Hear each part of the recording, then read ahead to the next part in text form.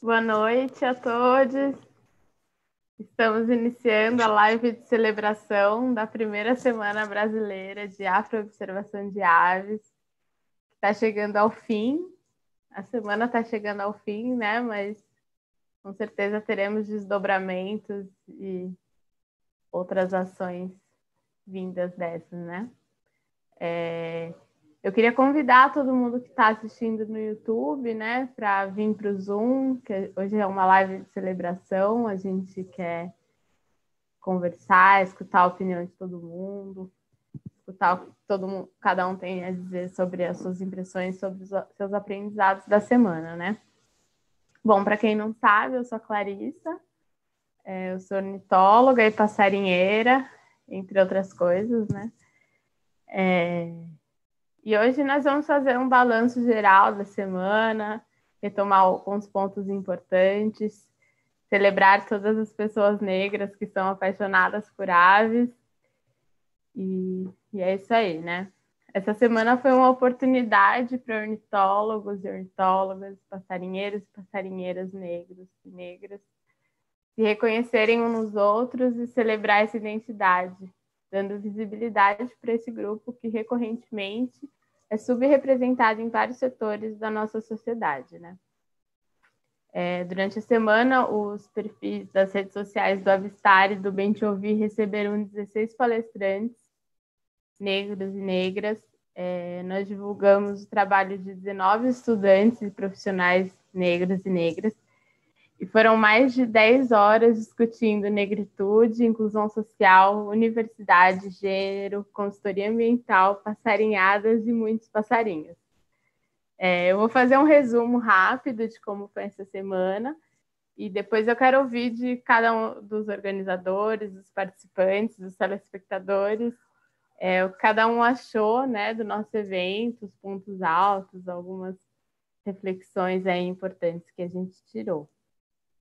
Bom, na segunda-feira a gente já começou com uma live de peso muito importante com o Erison, né, que faz parte da organização do evento, junto com o professor Dalci, e eles conversaram sobre os negros na universidade, a ausência de representatividade, algumas questões ambientais, e o Dalci reforçou muito a necessidade de pessoas negras seguirem a vida acadêmica, né, apesar de todas essas dificuldades, e de como a educação é uma ferramenta poderosa de transformação social, transformação e inclusão social. Na terça-feira, nós reunimos 6 mulheres incríveis, né? Eu era uma delas, para a gente discutir um pouco a questão de gênero e raça em diferentes estágios da formação, da vida acadêmica, da atuação na ornitologia, né? Tanto na universidade quanto no mercado de trabalho, no trabalho de campo. E a gente também conversou sobre alguns caminhos para como se iniciar essa vida na ornitologia, para quem ainda está na universidade, para quem está começando, né? A gente deu umas dicas, a gente conversou aí com a Sinara, que está começando, está na graduação, terminando a graduação. Na quarta-feira, o Miguel e o Wilde trouxeram experiências sobre a vida deles como guias de observação de aves, suas trajetórias, e falaram de espécies maravilhosas, né? Espécies lindas da Mata Atlântica, da Caatinga, foi incrível.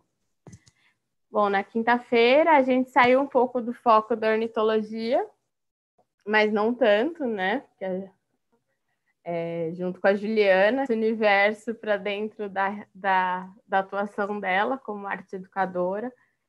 E ela trouxe reflexões incríveis, né, sobre o lugar do negro na sociedade brasileira, desde a diáspora, quando seres humanos de origem africana foram escravizados, até as políticas de embranquecimento, né, na primeira metade do século XX.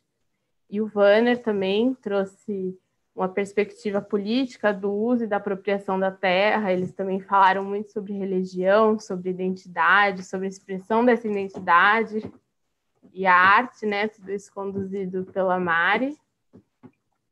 E na sexta-feira, ontem, o Tiago e a Gisiane lá no Instagram, né, a Gigi, lá do IMPA, eles falaram das experiências deles e dos desafios na consultoria ambiental, de como se preparar para seguir esse caminho, né, da experiência de campo que a gente precisa buscar desde a universidade, cavar pit, nem sempre a gente trabalha só com ave. E é isso aí, foi isso. Foi uma semana para a gente celebrar, para nos reconhecermos enquanto pessoas negras e amantes de aves. E foi maravilhoso, assim. Eu acho que eu queria, antes de tudo, agradecer todo mundo que abraçou essa ideia. É muito impressionante ver uma ideia, um projeto sair da nossa cabeça e juntarem pessoas, né, que abraçam essa ideia, trazem contribuições incríveis. A gente queria dizer também, né, que a gente adiou a semana. Inicialmente eu tinha planejado, né, eu tinha sugerido para a gente fazer na segunda semana de agosto, e foi providencial esse adiamento, porque depois disso a gente conseguiu acoplar a Mari Inglês, né, que não é ornitóloga, mas é uma passarinheira e mulher negra maravilhosa na ciência. E foi isso aí, gente. Foi incrível. E eu queria ouvir de vocês, organizadores, participantes, palestrantes, telespectadores, né? Como que foi para vocês os pontos altos, críticas e impressões gerais do evento.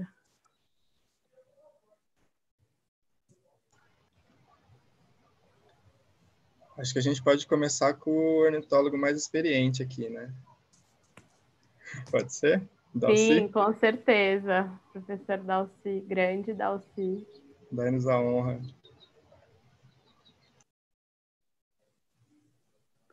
Boa noite a todos, a todas. Muito obrigado pelo convite de participar dessa importante semana para a nossa afirmação, né? E eu entendi que foi muito positivo essa semana, porque isso deu visibilidade para muitas pessoas, oportunizou que congregássemos com várias pessoas interessadas no estudo das aves ou somente por gostar das aves, né? Então isso foi muito positivo e estamos esperando que ocorra o mais breve possível as próximas semanas afro de aves, né? E com vários colegas que não sabiam dessa situação que estava acontecendo no Brasil, né? E eles ficaram muito interessados em participar da próxima semana. Eles ainda estão na ativa, são orientadores de mestrado, doutorado, né? Então, isso também vai abrir oportunidade para os novos interessados na pós-graduação, principalmente, né? Em estudarem as aves, porque já temos um grupo pouco ainda, mas de professores e orientadores que estão dispostos a auxiliar, a formar aquela rede de solidariedade para melhorar a qualidade de vida dos nossos irmãos. Obrigado, por enquanto. Muito obrigada, Dalcy. E o Dalcy, gente, eu queria fazer destacar um ponto aqui, que no final da live dele, do Erison, ele fez um gesto, né, que se tornou importante para a comunidade negra ocidental e a globalização, né, que foi depois do filme Pantera Negra, que foi Wakanda Forever. E eu queria aproveitar isso para explicar o nome Aves Negras, Aves Pretas, né, do evento, que muitas pessoas questionaram, e acho que é isso, a gente buscou um símbolo, né, uma representação. E da mesma forma como o quadrinho Pantera Negra não é sobre uma onça com melanismo, o nosso evento não é só sobre aves que têm penas pretas, né? A gente buscou esse símbolo, são pessoas que são apaixonadas pelas aves, e a palavra pretas traz essa força aí dessas pessoas que carregam na pele toda essa história que constantemente tenta ser apagada, né? Bom, é isso, gente. Só queria trazer esse adendo aí e reverenciar o professor Dalcy, que foi uma presença muito prestigiada no nosso evento. Alguém mais quer falar alguma coisa, gente? Vamos lá, vamos trazer as impressões de todo mundo.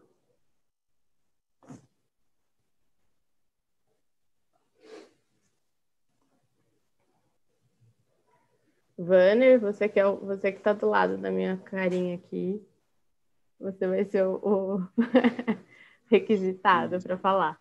Thiago, né? Sem problema. Bom, eu fico muito feliz de poder ter feito parte desse projeto, sabe?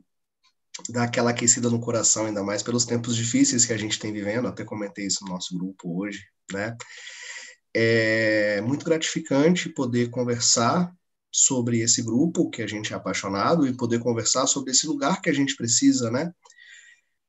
É importante a gente entender todas as dificuldades que, historicamente, os negros enfrentam nesse país, né? Infelizmente, e entender que a Ornito tem suas dificuldades, tem suas complicações, é apaixonante, né?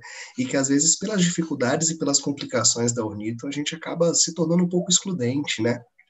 Então, é complicado, tem pouco negro fazendo Ornito comparado, né? A gente, quando vai a campo, né, quando faz consultoria, a gente, pelo menos quando ia bastante consultoria, eu notava a presença de negros, uma presença mais intensa de negros em outros grupos de fauna além da Ornito. Então, eu sinto que a Ornito, ela tem essa seletividade também, e é importante a gente entender por que a Ornito tem essa seletividade, por que é importante a gente, como negro, estar fazendo Ornito e estar se reconhecendo, né, e estar vendo rostos de pessoas que estão se tornando importantes e de ver rostos de pessoas que se importam, que estão construindo a ornitologia brasileira e que têm a pele retinta. Isso é legal, né? Porque é um espaço que a gente muitas vezes não tem, né?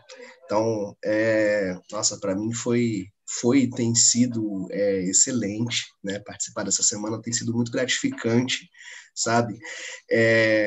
Chegar e ver que já tem live nossa chegando em 600 views, e isso dá um frio na barriga, assim, olha o alcance que a gente conseguiu ter, né, de um projeto, e assim, ninguém aqui deu todo o seu tempo para isso, né? Tá todo mundo trabalhando, tá todo mundo estudando, tá todo mundo com milhares de coisas para fazer, e ainda assim, cada um dando um pouquinho do seu tempo e fazendo o melhor possível, a gente construiu essa semana magnífica, né? Um construto coletivo, de uma coletividade muito bonita, liderada por mulheres, o que é uma coisa mais incrível ainda, né? Então, tudo isso é muito gratificante poder estar auxiliando e fazendo parte disso. Eu só posso agradecer. Tem sido ótimo. Mari, cara, você quer falar? Não, era uma palminha de reação. Ah, eu achei que você estava levantando a mão. Eu achei sua fala muito boa, eu gosto de te ouvir, Vânia. Mas pode falar, Mari. Né, já que eu já estou aqui. Mas acho que é isso que o professor Dalcy e Vanner já trouxeram. Eu acho que essa semana foi incrível já do ponto de vista de ampliação de nossas redes. Acho que da gente compartilhar dores e alegrias de se ver enquanto pessoa negra nas áreas ambientais ou na paixão por pássaros e ter esse espaço para compartilhar essas vivências. Eu acho que é agregador para todo mundo, sabe? Para quem é negro, para quem é branco. E acho que a gente teve a oportunidade ao longo da semana de perceber a importância da gente pensar em interseccionalidade, né? Em perceber que, independente da área de atuação, esses temas, eles estão relacionados. A gente, não é porque a gente estuda pássaro que a gente tem que fechar os olhos para racismo, para complicações, para a necessidade da gente pensar em inclusão de gênero, racial.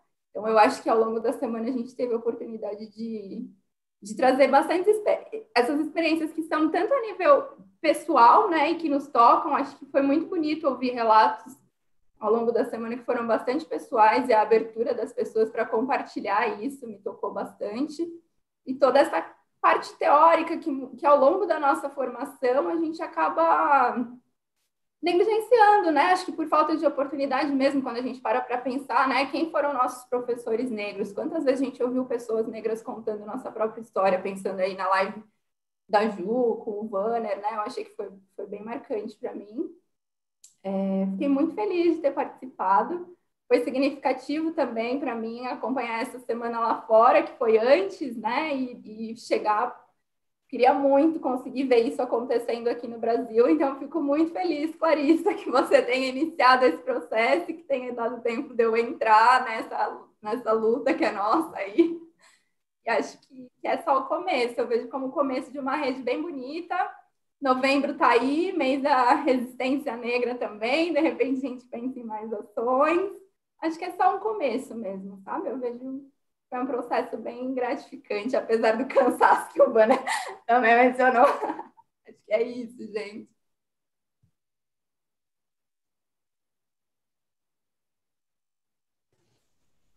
Erison, você é o próximo aqui da minha telinha. Eu sou na lista. Tá na lista. Bom, gente, eu também fiquei muito, muito feliz com tudo que a gente fez. Foi um feito enorme. Uma coisa que me deixou ainda mais feliz foram as amizades, né? O que a gente, as pessoas novas que a gente conheceu. Eu tive o prazer de rever o Dalcy, a gente se conheceu, quer dizer, eu conheci ele lá em Cuiabá, no Congresso de Ornitologia, em 2008, eu acho. Mas todos vocês, a Clarissa, a Mari, o Vanner, o Thiago, todos os outros estão lá, a Dineia, a gente, até o pessoal do Avstar, né? A Bianca do Bem Te Ouvir, todo um apoio, muitas pessoas com muito carinho fazendo o que gostam e mostrando um pouquinho do que tem passado e é gostoso demais a gente perceber que tem gente como a gente por aí, né? Porque a gente, sei lá, a gente está numa fase tão difícil esse ano para a gente, não só para os negros, mas para os brasileiros em geral, tem sido tão difícil, com tantas derrotas, e aí a gente consegue juntar um grupinho aí que está fazendo uma coisa boa, que faz o coração ficar quentinho, bater mais forte. Isso, para mim, foi incrível, assim. E uma outra coisa que eu fiquei esses dias, assim, desde quinta-feira, a live da Mari, o Vanner e a Juliana, para mim foi tocante, assim, eu aprendi muito, e uma coisa que eu fiquei pensando muito depois daquela live foi nas pessoas que vieram para cá, sabe? Aquelas pessoas que atravessaram o Oceano Atlântico para vir aqui contra a vontade delas, foram sequestradas para trabalhar, e eu fico imaginando elas pensando, olha onde a nossa sementinha chegou, olha o que a gente foi capaz de fazer, sabe? Olha nossas crias aí, onde elas chegaram, o que elas são capazes de fazer. Mesmo a gente tendo sofrido tanto, mesmo a gente tendo passado por tantas dificuldades, nossas sementinhas estão aí dando flores no outro lado do mundo. Isso, para mim, é incrível, assim. Eu fico, sei lá. É isso, gente. Desculpa.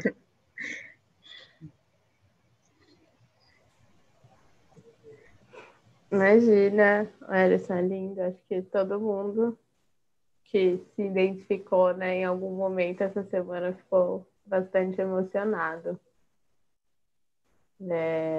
Tiago, você quer falar alguma coisa?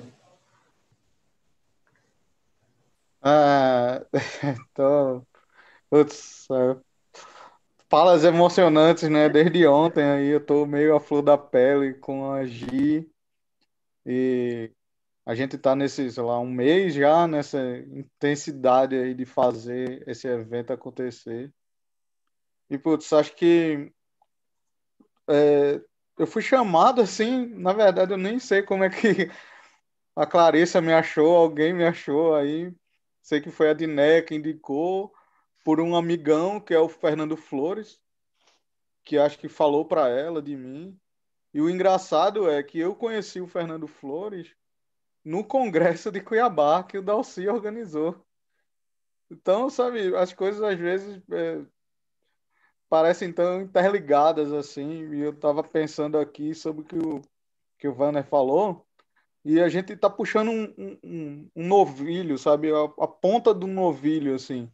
Não é, não é só na ornitologia que tem essa tem esse racismo estrutural de onde os negros são a parte do todo. Sabe, o Vanner puxou a gente está puxando um novilho assim de falar, olha, na ornitologia existe essa dificuldade, as pessoas negras não estão presentes ali. Por quê? E ontem a gente, acho que na live eu falei com a Gi, é porque a gente tem uma dificuldade no em arrumar equipamento. Por quê? Porque essas pessoas foram jogadas na pobreza desde quando elas vieram do outro lado do Atlântico para cá, e carregar essa carga genética de ser negro terminou levando gente para a pobreza por uma questão de racismo, né? De pessoas foram escravizadas e pessoas hoje sofrem com isso. E é esse novelinho aí que a gente tá puxando. E eu, na fala do Dalcy, eu acho, de falar que mulheres que estão tocando isso, sabe? Você, Clarissa, a Bianca que ajudou, a Mari, todo mundo que falou tão bem, assim, a Gi com a fala dela ontem, contando assim, com todo, sabe? Buscando a história dela e colocando para as pessoas que estavam assistindo. É sensacional, assim. Eu acho que outra coisa é, por serem mulheres que estarem tocando esse evento, assim, que foram para frente, para a linha de frente, para trazer esse evento sensacional. É outra coisa, é outro novelho, né? É outro novelho de lã ali. Por que que as mulheres não estão representadas como elas deveriam estar? Por que que as mulheres negras são tão subrepresentadas? E tem toda uma história por trás que na live da quinta-feira foi trazida para a gente maravilhosamente bem, as falas e tudo. E, putz, é emocionante, sabe? Fazer parte dessa primeira semana, que as semanas venham, como o Dalcy falou, que entrem mais gente, que pessoas falem, tragam falas tão fortes como a gente teve. Foi sensacional participar. Eu só tenho a agradecer ao Flores que me indicou e a Diné que botou meu nome e a tudo que todas vocês fizeram e todos nas falas. Foi incrível pra caramba conhecer histórias de pessoas negras que, que se deram bem, falaram bem, sabe? Mesmo a gente não sabendo o que é que significa muito se dar bem na vida, né? Mas eu acho que é isso, a gente vai servir de exemplo. A gente vai servir de exemplo para um monte de gente que está na graduação, que viram as lives, que vão falar, pô, a gente pode, sabe? Vamos lá, vamos lutar, que a gente consegue. E é isso. Acho que é isso. Acho que é essa mensagem que a gente deixou. Nós vamos conseguir, sabe? Apesar de tudo, apesar de toda a história sempre meio fodida que a gente teve, a gente vai conseguir. Eu tô orgulhoso de fazer parte disso tudo, velho. É isso aí. Ontem eu até estava conversando com a Chiliane lá do Ceará e eu até falei para ela, eu falei, cara, as coisas estão melhorando a passos lentos, mas estão melhorando. Isso é responsabilidade nossa, de todos nós, pelo simples fato de existirmos e continuarmos seguindo a nossa vida e realizando os nossos sonhos, né? Na ornitologia, amando as aves, é isso, a gente estar lá é um ato de resistência. A gente existir é um ato de resistência. Né? Ana, quer falar alguma coisa sobre a semana? Ana Larissa, que participou da live de terça-feira, né? Sobre as mulheres negras na Ornito. Muito bem. Quero, além de tudo, agradecer, né? Foi, assim, enriquecedor de uma forma que só quem participou sabe. Faço, vamos dizer assim, as palavras do Eris, tendo o Thiago as minhas também. cada live foi assim um misto de emoções. Acho que se eu pudesse destacar seria orgulho, reconhecimento, sabe? Foi muito emocionante e acho que a conexão foi a maior possível, assim.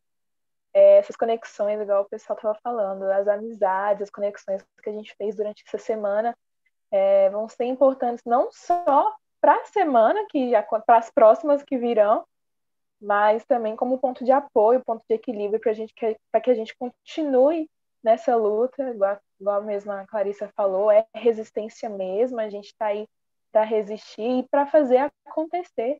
E eu realmente acho que o novelo que o Thiago falou foi sensacional. A gente está ali ajudando a desenroscar essas linhas e acho que a gente começou muito bem tudo isso. As pessoas realmente pararam para nos ouvir. Então, acho que isso foi o mais gratificante. A gente pôde ouvir muitas histórias, pôde contar muitas histórias e as pessoas pararam para ouvir, que acho que é isso que falta hoje no mundo inteiro. As pessoas, elas não ouvem. E aí a gente teve uma semana inteira, pessoas que estavam dispostas a nos ouvir e a falar, estamos com vocês. Então, foi isso, eu me senti abraçada. Eu acho que todo mundo teve aí, sentiu esse abraço virtual. E eu acho que a gente nunca teve tão junto, mesmo nesse isolamento, mesmo nesse caos que está acontecendo. Eu acho que essa conexão nunca foi tão legal e de uma forma tão enorme. Então, agradecer mesmo e que continue por muito mais tempos. Eu acho que essa é a primeira de muitas. E é isso. Agradecer demais, assim. Foi emocionante e continua sendo, e acho que eu vou rever e rever e rever os vídeos e vou sentir a emoção cada vez mais forte. Então, é isso, gente. Muito obrigada mesmo. Muito obrigada a você por ter abraçado e ter, né, se disponibilizado a participar das lives também. E agora falta a Dineia. A Dineia que eu preciso falar que quando eu pedi indicações para o Guto para a semana, lá no final de julho, e aí ele falou, tem uma baiana feminista, poeta, poetisa, ativista, ornitóloga, e aí eu só respondi, quero. Eu queria de de qualquer jeito. Quando isso era uma simples live no Instagram do Mente Ouvir, e aí virou toda essa semana, e ela foi mais uma dessas pessoas que veio para somar demais na minha vida, na minha referência. Fala aí, Diné. Boa noite, gente. Gratidão, Clarinha. Eu fiquei surpresa, assim, e foi uma surpresa muito gostosa de ter teu contato. Primeiro por ser indicação do Guto, né, que eu sempre admirei muito o trabalho de Guto, e ele falar que me admirava e ter feito a indicação, então, tipo, foi uau, assim. É muito, muito maravilhoso, assim. Porque às vezes a gente nem imagina, né, o quanto que a gente é visto, o quanto que a gente é reconhecido. E quando a gente tem um pouco disso, assim, é muito gratificante. A gente sabe que a gente está no caminho certo. Tá valendo a pena, né? E a semana foi extraordinária, assim. Acho que a gente fez uma corrente do bem, assim. Uma corrente amorosa, muito grande. Primeiro por esses contatos, né? Como o Thiago falou aí. Então, foi um amigo falando com outro e com outro. E de velhos amigos, a gente chegou agora a grandes amigos, né? Novos, para a gente levar aí para a vida. E é muito extraordinário, assim. Todas as lives teve seus momentos, né? De reflexão, teve seus momentos de felicidade, assim, de emoção. E quando eu vejo, assim, a gente conseguir reunir todas as gerações, que a gente tem um mestre aqui, o professor Dalci, que eu já falei o quanto que eu admiro ele, e até a mais jovem, assim, digamos, que foi a Sinara, né, que ainda está na graduação. Então, tipo, a gente conseguir reunir todas as gerações, discutindo os temas, assim, de uma forma muito rica, todo mundo trazendo a sua vida mesmo, assim, porque eu acho que todo conhecimento é construído pelas histórias, né, pelas vivências. Então, a gente trouxe as vivências, as angústias de cada um, e a gente conseguiu compartilhar isso de uma forma muito bonita, muito solidária, né, de chorar e de rir junto, assim, de uma forma muito profunda. E todo mundo acho que sai daqui com esse sentimento, né, de ter formado realmente uma família, assim, na ornitologia. Todo mundo vai caminhar junto, vai se apoiar, vai crescer junto.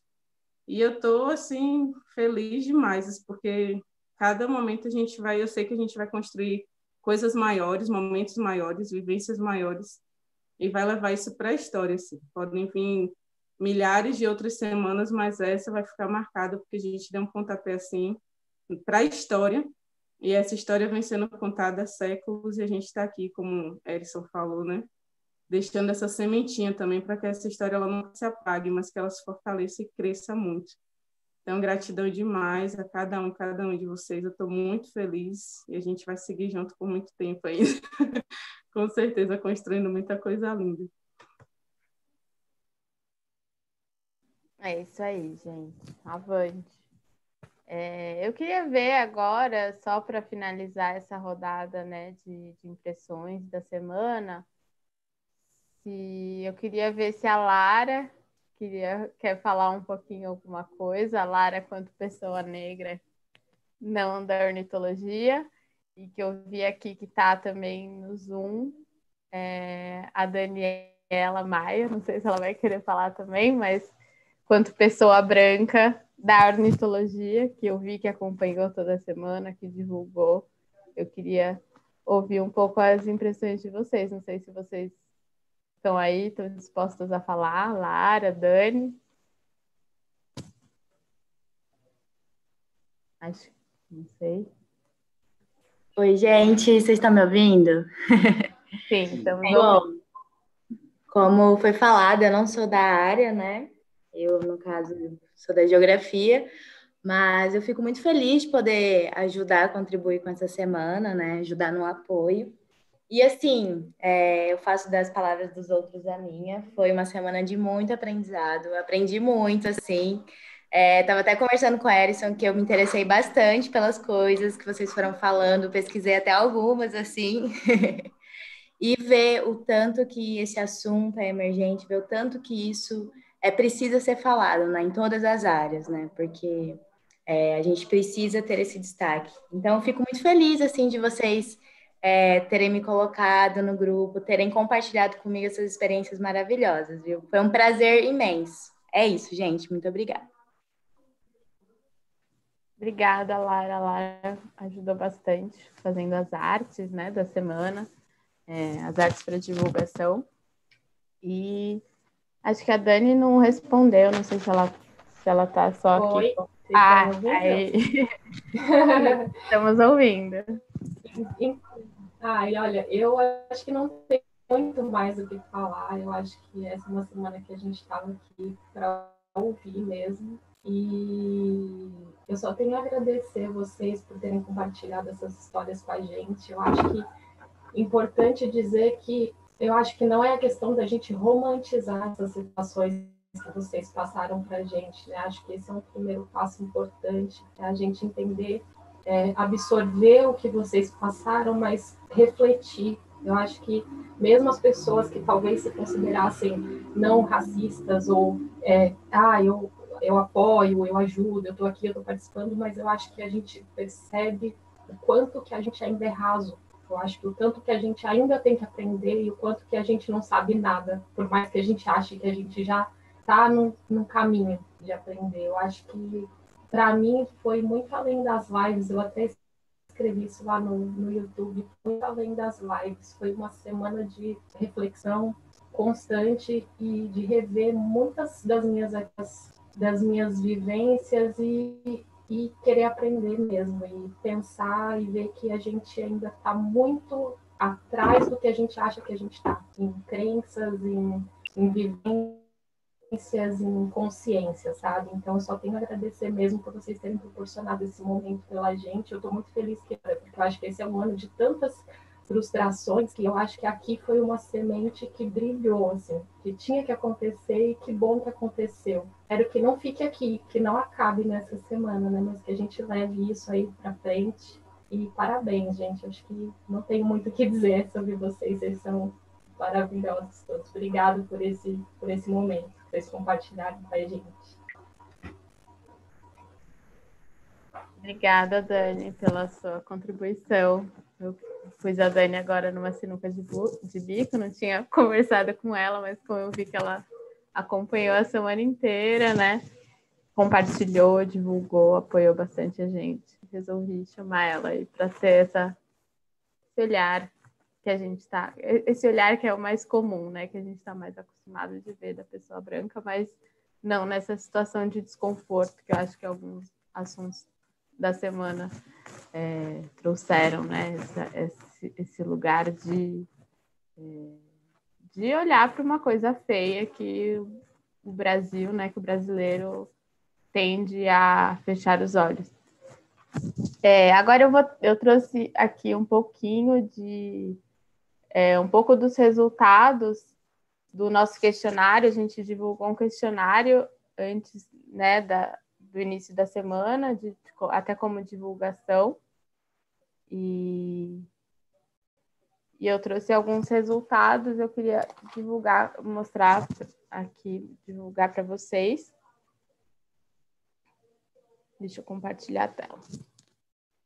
É bem rápido, na verdade, são só alguns gráficos que eu consegui extrair.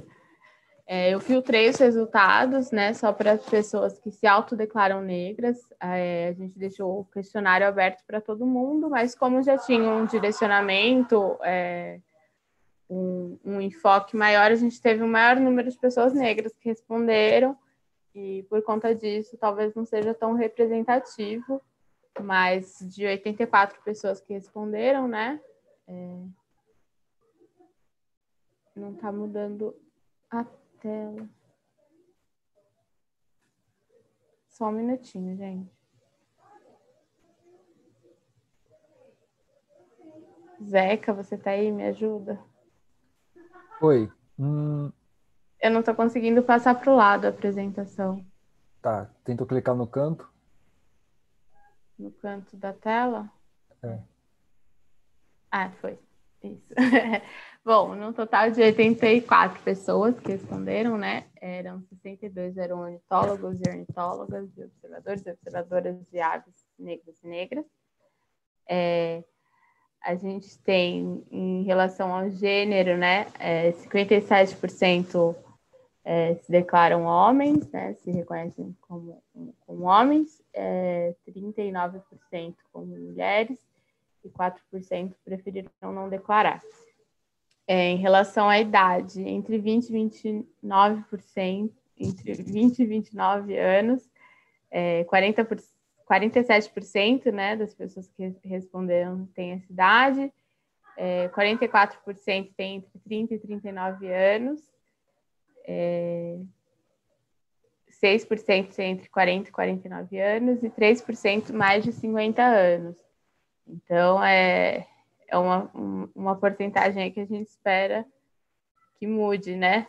A gente tem bastante gente na graduação, aí uma juventude ou, né, uma galera na vida adulta já que é observador de ave, ornitólogo. Em relação à formação, 3% eram professores universitários,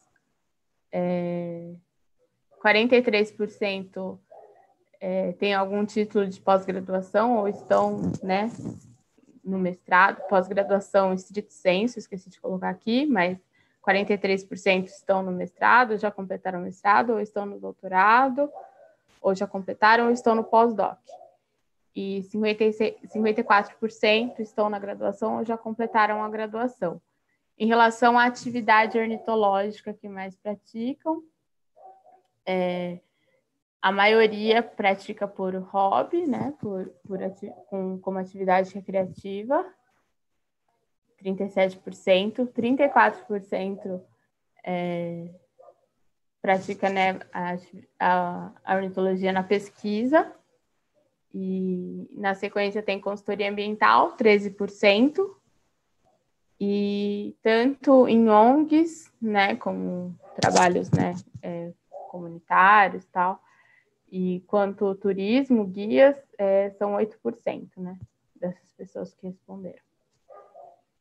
E aí a gente fez um recorte, por isso que eu até fiz esse recorte menor, fiz essa filtragem, né, de pessoas que se autodeclaram negras, porque dentro das questões que a gente colocou em relação à discriminação, 100% das pessoas brancas responderam que não tinham sofrido nenhum tipo dessas discriminações. Então, em relação a quem já sofreu um preconceito na universidade, a gente teve que 50% dos participantes responderam que sim e 50% respondeu que não. O preconceito no ambiente de trabalho, 52% das pessoas respondeu que sim e 48% respondeu que não.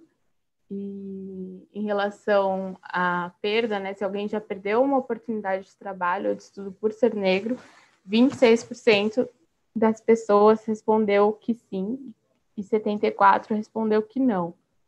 Então, a gente vê que dá para relacionar bem com essa questão de como o racismo se estrutura no Brasil, né? Muito mais a partir de comentários, ou do silenciamento, ou do próprio apagamento, às vezes nem é explícito que alguma pessoa foi preterida por uma questão de trabalho ou estudo, né, no Brasil, mas ainda assim, né, 1/4 das pessoas que responderam nesse questionário perderam uma oportunidade de trabalho e estudos pelo simples fato de carregarem na pele essa característica dessa ancestralidade negra, né?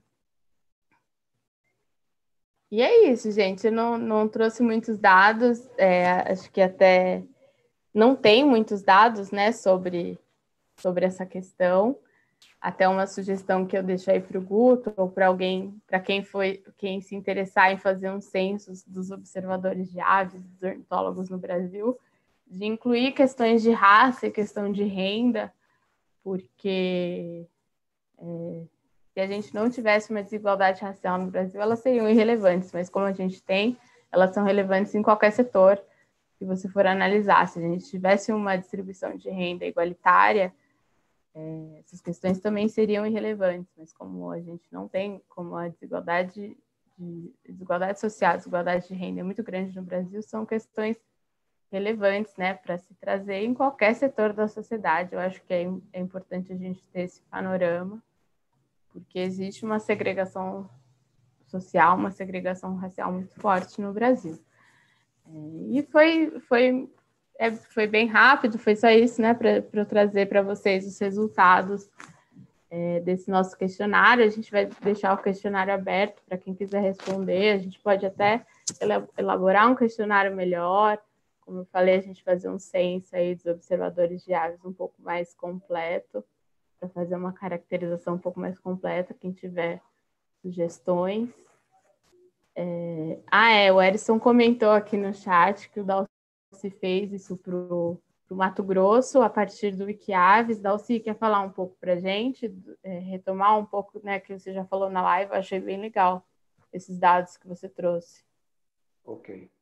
Então, eu fiz um levantamento no site Wikiaves, né, das pessoas negras que observam aves, que pelo menos colocaram uma foto no Wikiaves, né, uma foto de ave, que eu quero dizer.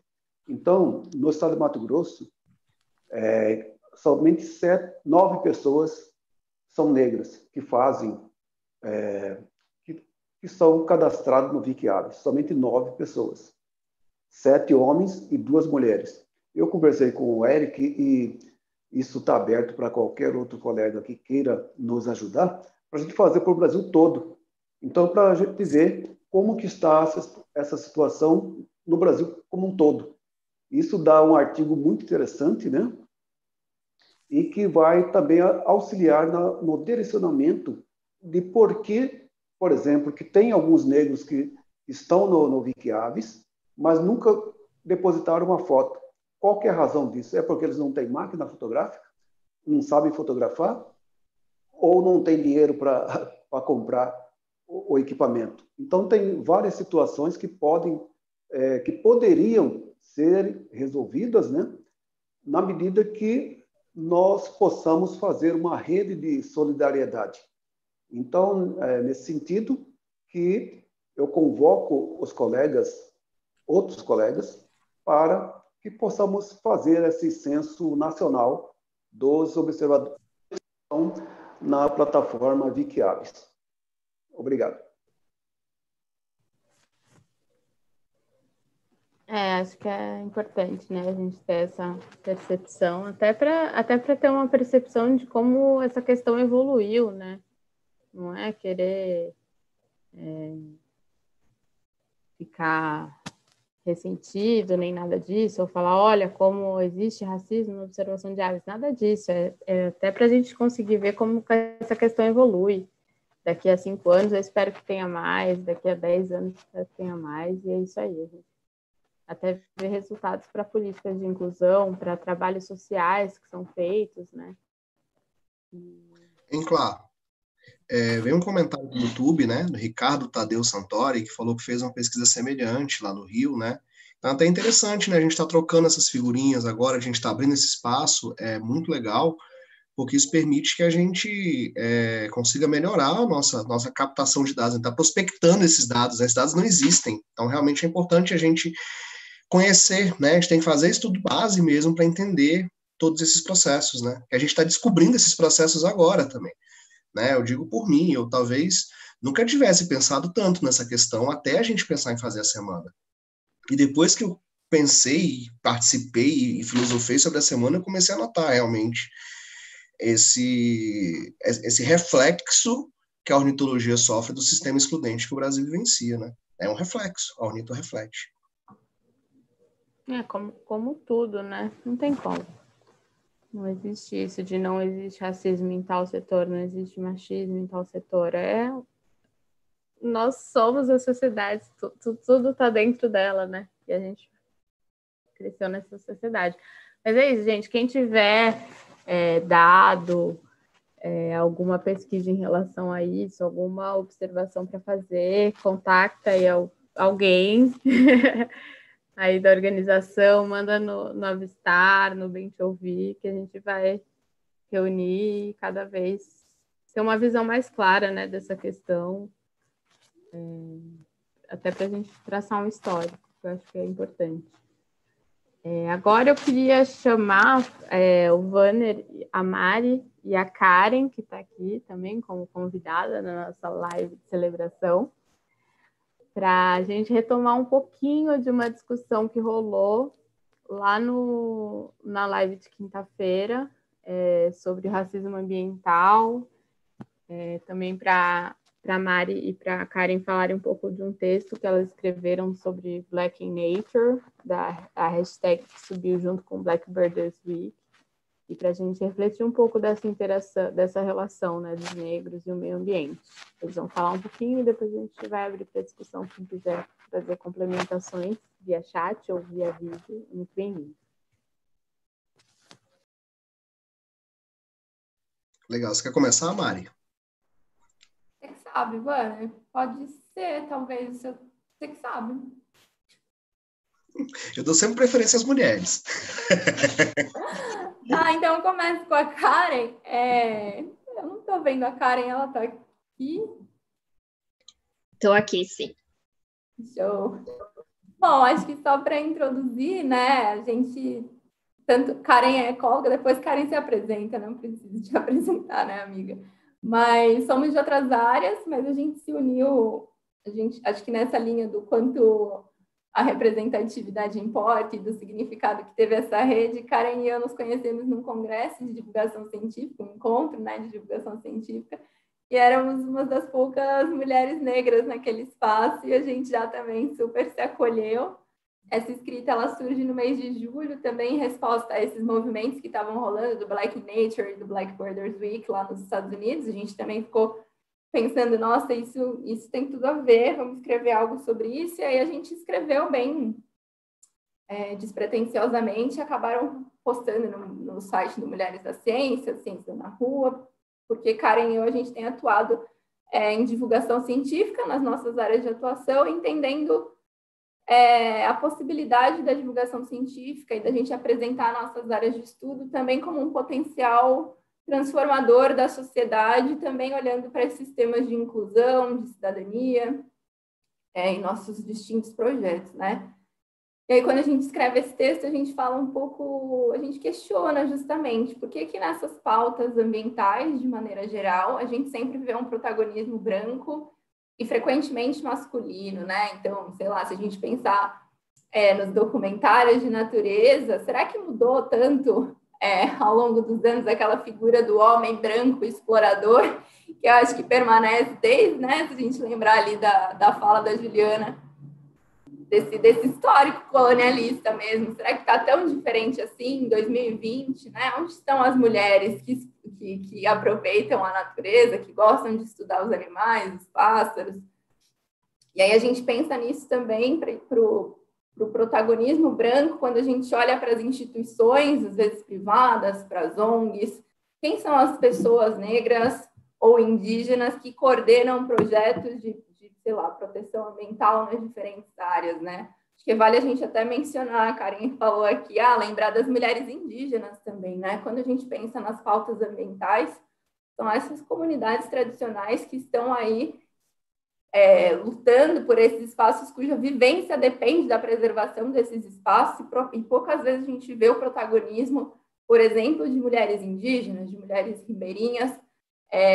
Esse protagonismo existe na luta, mas poucas vezes é dado espaço de fala, é dado espaço de reconhecimento, essas pessoas são bem remuneradas para estarem à frente desses projetos. Então, acho que nesse texto a gente traz um pouquinho isso. Vou deixar a Karen falar mais sobre, porque eu já estou aqui a semana inteira. A Karen é uma grande amiga, ecóloga, doutoranda na Bahia. Vai lá, Karen. Obrigada, Mari. Obrigada a todos os organizadores aqui da Semana Afrobirders. Foi incrível o que vocês fizeram. Eu queria parabenizar vocês, porque, assim, eu acho que o cenário que a gente vive, não só em 2020, né? Eu acho que 2020 deixou isso ainda mais evidente. É muito difícil, é muito duro de ser encarado, né? A gente está trancado em casa, quem pode, né? Muita gente também nem tem essa condição mais. A gente está vivendo o ataque às universidades públicas, a gente está vivendo o ataque às bolsas de estudo dos estudantes de pós-graduação, a gente vive um momento de negacionismo da ciência. Então, assim, parece que o mundo todo está, assim, um caos, e, tipo, organizar uma semana como essa não é simples. Pautar essas discussões que parece que, para a maioria das pessoas, assim, já entendi, não entendeu. Também não é simples. Então, vocês trouxeram isso, assim, com a relação do meio ambiente, da ornitologia, né, da biologia de um modo geral, é motivo de orgulho. Então se orgulhem disso, porque é realmente muito admirável. Parabéns a vocês. Eu estou muito feliz de estar aqui, especialmente porque tem Mariana e Dineia, que foi minha colega de mestrado, né, nós estamos em mestrado juntas. Então eu fico muito feliz de estar aqui. Eu esqueci de me apresentar. Sim, eu sou Karen, eu sou ecóloga, eu estou fazendo doutorado na Universidade Federal da Bahia, sou baiana também, sou terapolitana, também sou mulher negra, também sou feminista, igual a Dineia. Então a gente também teve esse momento de conexão, assim, durante o mestrado, assim como eu e Mari lá no evento de divulgação científica. Eu vou falar aqui uma coisa não muito feliz, eu sinto não ter participado ativamente da semana, eu vou assistir depois algumas coisas. Não sou observadora de aves ainda, Mariana já sabe que eu sou uma futura observadora de aves, então na próxima semana eu vou participar, e eu espero que seja presencial. Já estou vendo essa segunda semana de observadores de aves em Salvador, o que seria incrível recebê-los aqui. Mas é curioso pensar, assim, que a minha ausência, talvez nesse evento que eu valorizo tanto, eu vou explicar um pouquinho mais para frente porque eu valorizo, porque eu estava imersa num processo de uma prova que eu fiz ontem, sexta-feira, uma prova de inglês, que é um teste de proficiência, porque eu quero fazer intercâmbio.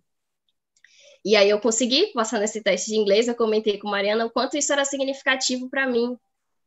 Não estou falando isso para receber, tipo, como é que eu posso dizer, assim, aplausos ou coisas do tipo, mas assim, há 15 anos eu comecei a estudar inglês sozinha, porque minha família não tinha condições de pagar um curso de inglês, e aí eu fiquei pensando o quanto isso era significativo para mim, sabe?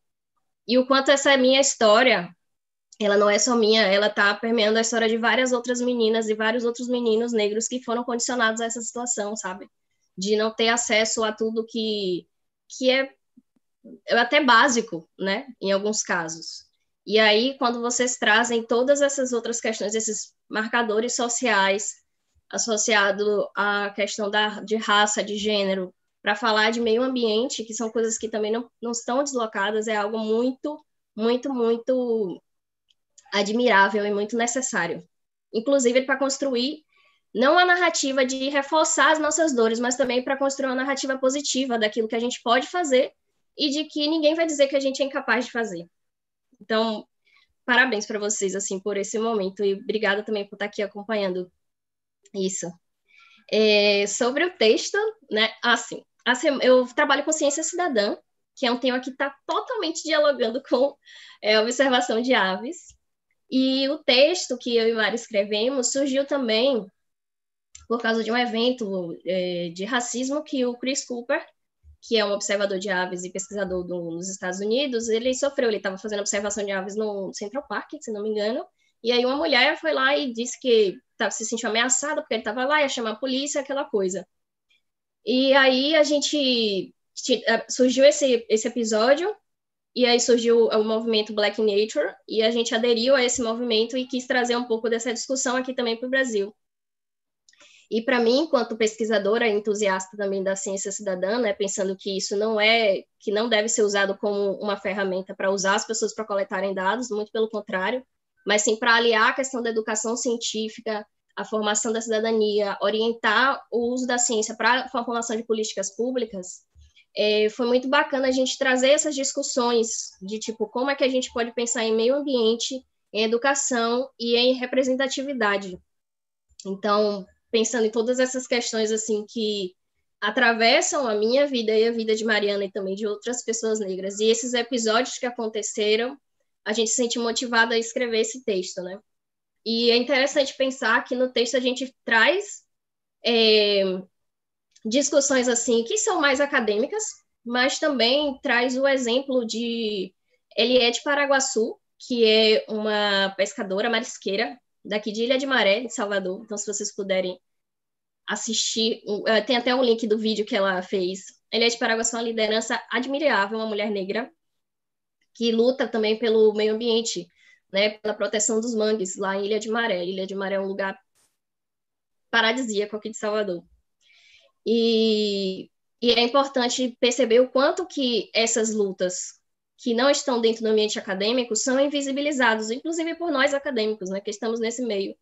A gente às vezes acha que meio ambiente, ou defender o meio ambiente é só a gente entender o que é conservação biológica, o que é ecologia, mas não é. É a gente também olhar o que é que essas pessoas que não têm esse, como é que eu posso dizer, esse diálogo assim com o jargão acadêmico, e que elas não precisam disso mesmo, mas que trazem um debate super rico, um debate relacionado com a vivência, um debate que está aliado com a conservação do meio ambiente, sabe? E para que quando essas pessoas elas pautam isso, elas não estão, não precisa trazer assim, né? Então, obviamente não é um discurso contra a ciência, muito pelo contrário, é uma coisa que eu acho que a gente precisa alinhar, né? Precisa alinhar tanto o que a gente tem de conhecimento científico, como o que a gente tem das vivências e do conhecimento tradicional dessas comunidades. Então, o texto ali costurou um pouco dessas ideias. Eu acho que tem coisas que podem ser desdobradas a partir dali. Eu acho que foi um texto muito voltado assim para inspirar as pessoas e para que alertar as pessoas de que tipo, olha, isso existe, e também para dizer que a gente, né, nós negros e negras, estamos em qualquer lugar onde a gente quiser, que a gente pode. E a gente é muito maravilhoso mesmo, acho que a palavra é essa. Eu não sei muito mais do que dizer agora, assim, eu quero manter contato com vocês, inclusive, justamente por causa desse diálogo que eu estou tendo com a ciência cidadã, é uma coisa que eu estou imersa.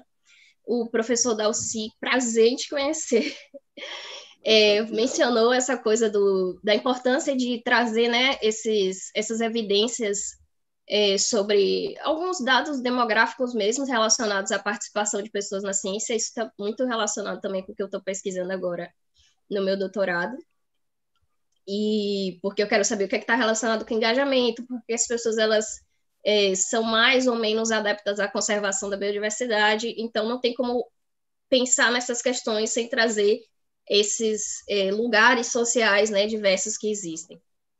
Então, é isso, gente. Eu queria só parabenizar vocês, eu estou muito orgulhosa de estar aqui, mesmo que nesse espaço aqui, eu acho que vocês arrasaram. Essa é a primeira semana, eu acho que vocês já deveriam falar assim, a primeira semana, não é a semana, é a primeira, porque outras vão acontecer, e eu espero que venha logo para Salvador, e que eu seja Em breve vocês me aguardem, porque eu vou ser observadora de aves também. Cara, eu acho que só complementando o que a Karen disse, eu acho muito, muito legal quando eu posto foto de ave e Karen fala, eu quero observar ave também. E eu sinto isso na minha rede, sabe? Eu acho que esse evento também vem desse lugar mesmo de representatividade, do quanto é importante a gente se ver nesses lugares e dá vontade, sabe? Pessoas que não estão aí ainda participarem disso. E acho que, Clarice, acho que vale a gente, quando você puxar para o que a gente pode fazer em relação a isso, acho que vale ouvir um pouco da experiência da Karen também na rede Cunha-Cel, acho que vale compartilhar. A Karen, de repente, compartilhar também meu projeto de divulgação científica, que também pensa em inclusão. Se a gente tiver um tempo depois, eu acho que encaixa bem nisso, do porquê discutir essas coisas e pensar em projetos nas diferentes áreas que abordem temas de inclusão racial e de gênero. Tem uma outra coisa assim que me veio à cabeça agora, né? É que é curioso que eu achava normal, por exemplo, assim, durante a minha graduação, às vezes não ter acesso a alguns equipamentos, né? Vocês falaram bastante disso. E, tipo assim, sei lá, eu demorei um tempão para ter uma bota de campo, que era super necessário para você ter fazer uma atividade de campo de uma maneira mais segura, pelo menos, né? E eu achava normal, tá normal, tipo, não ter a bota, só porque é muito cara e tal.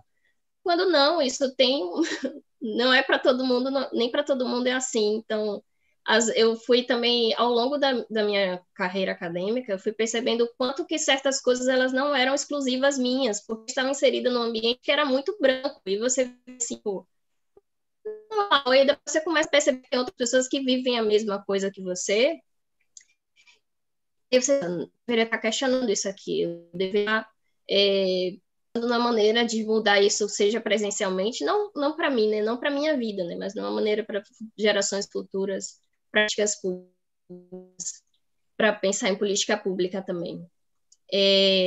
A gente traz uma mensagem assim no texto, né, de que representatividade importa, sim, representatividade importa muito.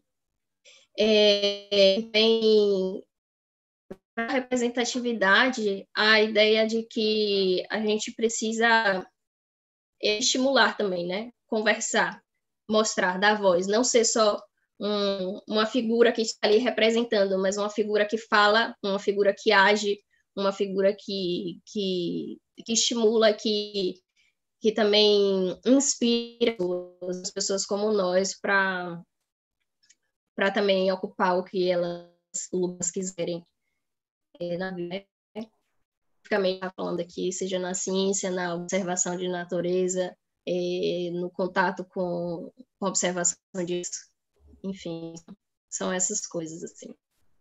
Acho que sim. E acho que só para conectar com a fala do Wanner, tem uma parte que a gente traz também a questão do porquê que o protagonismo de quem está discutindo sobre essas pautas ambientais, sobre aquecimento global e tal, são sempre pessoas brancas, quando a gente vai observar quem mais está sofrendo com essas mudanças climáticas, com falta de acesso à água potável, com seca, são outras populações, né? E aí entra na questão, por exemplo, se a gente for pensar em emissão de gases de efeito estufa, o continente africano é o que menos tem contribuído nesse aspecto e o que mais já tem sofrido com impactos nesse sentido. Comunidades costeiras. Então, acho que o Wanner pode complementar falando desses refugiados ambientais, que eu acho um tema muito importante da gente refletir sobre racismo ambiental. Nossa, Mari, obrigado pelo gancho que você deu para mim, é magnífico, né? Ela levanta a bola só para a gente cortar, entendeu? Muito bom. Muito bom. Bom, antes de eu falar um pouco como é que eu caí nessa... Acho que a minha cadeira está chiando um pouco, deixa eu me organizar aqui. Antes de eu cair um pouco para falar dessa vibe do racismo ambiental em si, eu acho que eu tenho que falar um pouquinho da minha construção histórica também, né? Eu sou ornitólogo, amo ornitologia, morei em Manaus para fazer meu mestrado, né? E assim que eu terminei o mestrado, eu passei no concurso para virar professor aqui em Brasília. E me tornando professor, eu acabei adiando e postergando cada vez mais o doutorado, né? Principalmente porque com o Instituto da Estabilidade, que está em extinção, mas que ainda existe, eu posso sair para um doutorado recebendo meu salário, que é muito melhor do que a bolsa, né? Inclusive, essa questão de bolsa está um problema seríssimo, né? Eu vi esses dias que o MEC ele só gastou 40% da verba anual dele até agora. Então, o MEC não está, além dos cortes de verba que já existem oficialmente, o MEC não está usando o dinheiro que tem, né? E aí eu não sei se vocês sabem disso, mas quando o Ministério não usa o dinheiro no ano, esse dinheiro é automaticamente cortado do orçamento do ano seguinte, porque o governo não libera o dinheiro que não precisa ser usado. A técnica que funciona é mais ou menos assim. Então, a gente vive realmente um projeto de sucateamento do pouco sistema que a gente tem. É muito triste, né? Mas, enfim. Então, eu acabei enveredando para o lado do direito, né? Foi uma oportunidade que eu tive. Assim que eu passei no meu concurso, eu senti um pouco de vazio no peito, assim. Nossa, eu vou ficar tanto tempo esperando a minha estabilidade para poder sair para o doutorado e tal. Resolvi fazer o Enem. E aí eu consegui nota para aprovação, né? E acabei quase não fazendo a matrícula, fiquei uns dias assim com, gente, mas e eu tô tirando a vaga de alguém? Será que eu tô tirando a vaga de alguém que merece, que ralou? Né? E fiquei em toda essa crise que acontece com a gente às vezes, e depois, no dia que eu fui, juntei os documentos e fui assim, eu vou decidir se eu vou fazer a matrícula ou não. E sentou um cara do meu lado no lugar da matrícula, e o cara também era professor, e do mesmo concurso que eu, e tinha passado no curso para Ciências Contábeis, e falou, não, eu tentei para Direito, mas não conseguiu nota. Eu acho muito difícil a gente ser professor e tal, e aquilo me chocou bastante. Aí eu resolvi fazer meu curso. Foi quase Deus me dizendo, vai fazer o curso, velho, vai mudar a tua vida, né? E é legal entrar numa segunda graduação, é difícil fazer uma segunda graduação, ainda mais trabalhando. A minha primeira graduação não tive a experiência de fazer a graduação estudando. Sinto que me ficaram muitas lacunas em comparação à primeira graduação, por exemplo. Na primeira graduação eu consegui estudar tudo o que eu queria, eu consegui ser muito mais completo, eu consegui ser muito mais intenso, né? E no meio desse postergar, me formei, e aí as oportunidades elas vão mudando, né? Então hoje eu estou pensando, na verdade, em talvez não fazer meu doutorado em ecologia, fazer meu doutorado em direito, para trabalhar com políticas públicas. Então as coisas vão mudando, né? E a gente vai mudando junto desse processo, a gente vai enveredando por lugares que a gente não imaginou, né? Eu, por mim, eu ficaria a vida inteira em campo vendo passarinho, mas isso não estava me alimentando. Infelizmente, eu precisava encontrar uma fonte de renda, e o que surgiu para mim foi ser professor, né? Uma profissão muito legal, mas que é extenuante. Eu não tinha cabelo branco, eu já tenho praticamente só cabelo branco. Eu envelheci muito nos últimos 5 anos por conta disso. Mas, enfim. Então, dentro dessa minha vivência, dessa minha experiência, eu acabei já com todo o interesse em direito ambiental, obviamente, e já com todo o interesse em ciência ambiental, e estou fazendo uma seleção agora para o mestrado na USP. Olha que loucura, né? Tanto de volta que eu dei, estou querendo trabalhar com direito público na USP. Vamos ver se dá certo, né? Vamos torcer para os orixás trabalharem por mim. Tenho feito minha parte. E nesse processo todo eu acabei estudando um pouco, né, desses conceitos, e acabei alcançando um pouco de conhecimento nessas questões que eu trouxe para vocês ali, uma pinceladinha dessa questão complexa que é o racismo ambiental, que é provavelmente uma das coisas que eu vou abordar, aliás, é o que vai estar no projeto que eu vou apresentar no mês que vem para a comissão, para ver se me aceitam. Então, eu estou começando a estudar um pouco isso, e estou começando a entender um pouco mais esses processos históricos que existem, que infelizmente são reais, né? E aí a gente começa a ver traços e estratos da sociedade que a gente não costumava ver antes. Então, eu comecei a enxergar pontos aos quais eu era cego. Comecei a ver coisas que eu não tinha olhos para ver até eu ter essas outras linhas de conhecimento, né?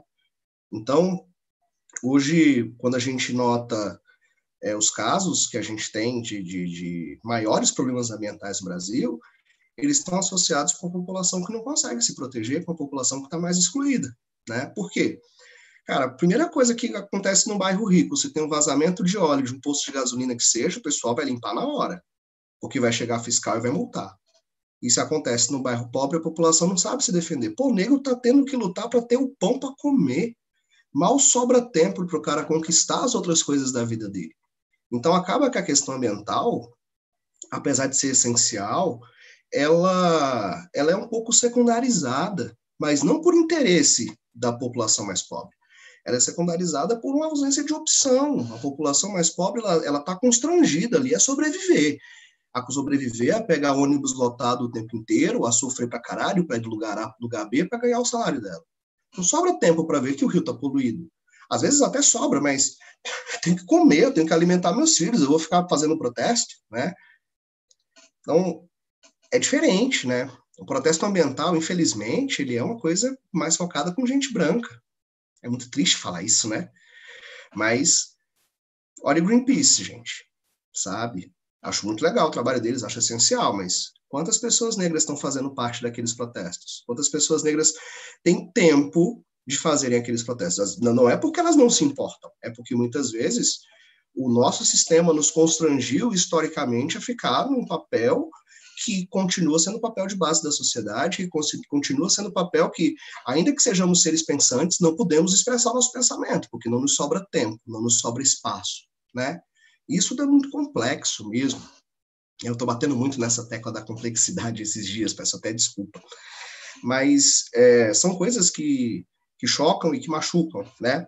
Eu não sei se eu fechar aqui, se o meu rosto some, o meu rosto sumiu, alguém pode me falar? Vocês estão me vendo ainda?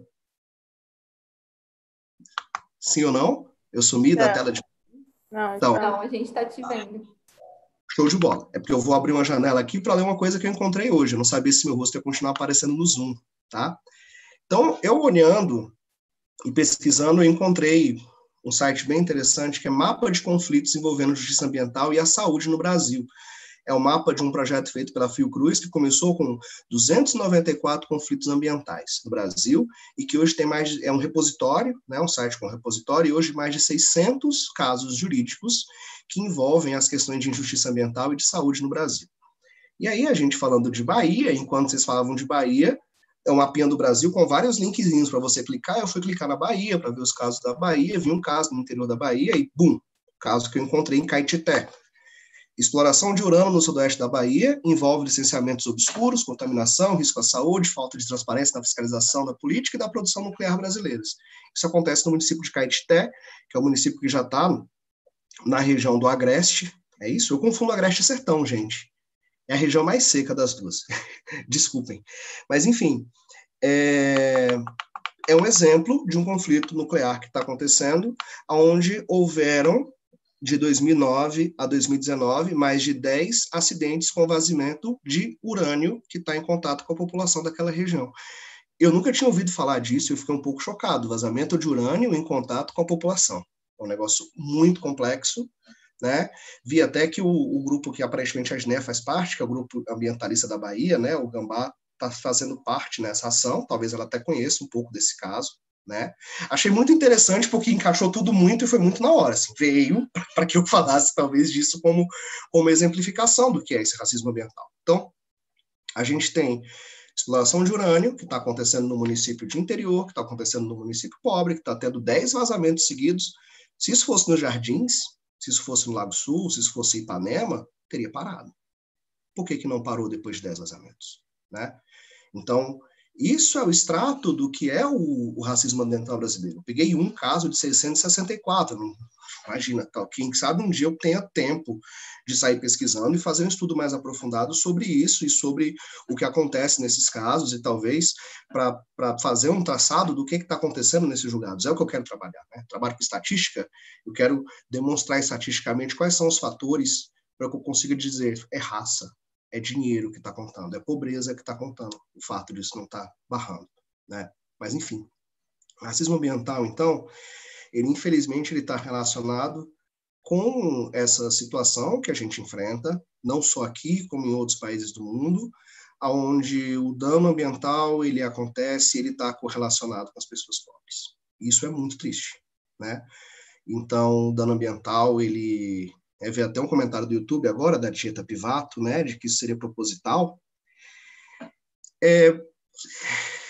Eu acho que é um projeto, mas não é um projeto escrito, não é um projeto maquiavélico que tem um líder. Eu acho que é uma sequência onde a nossa população ela não tem poder decisório ao longo de 200 anos, e não tendo poder decisório por 200 anos, a gente não consegue produzir uma política que seja útil para a gente, porque a política só serve a quem comanda, infelizmente. Então, quem faz as leis no Brasil sempre foi o agro, né? O agro é tudo, não é assim que dizem? Então, a gente tem esse reflexo até hoje, né?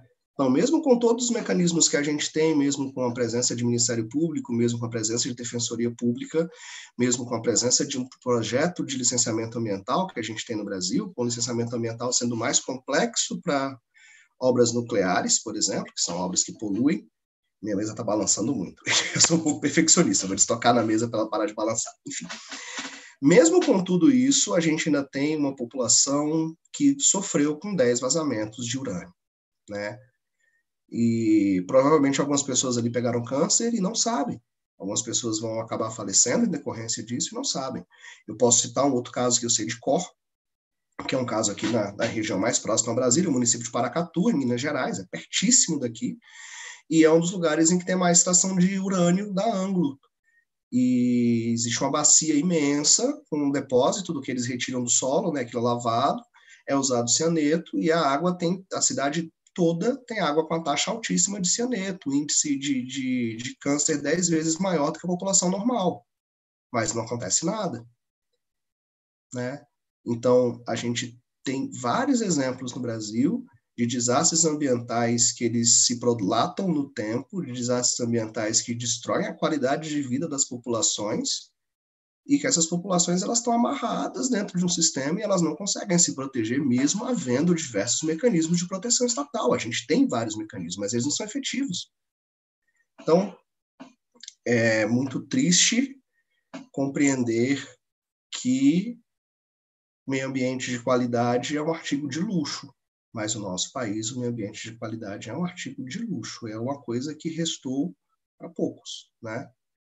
Então, qual é o extrato social que consegue? Eu vi uma imagem dessa semana no Facebook muito bonita, comparando os bairros, sabe?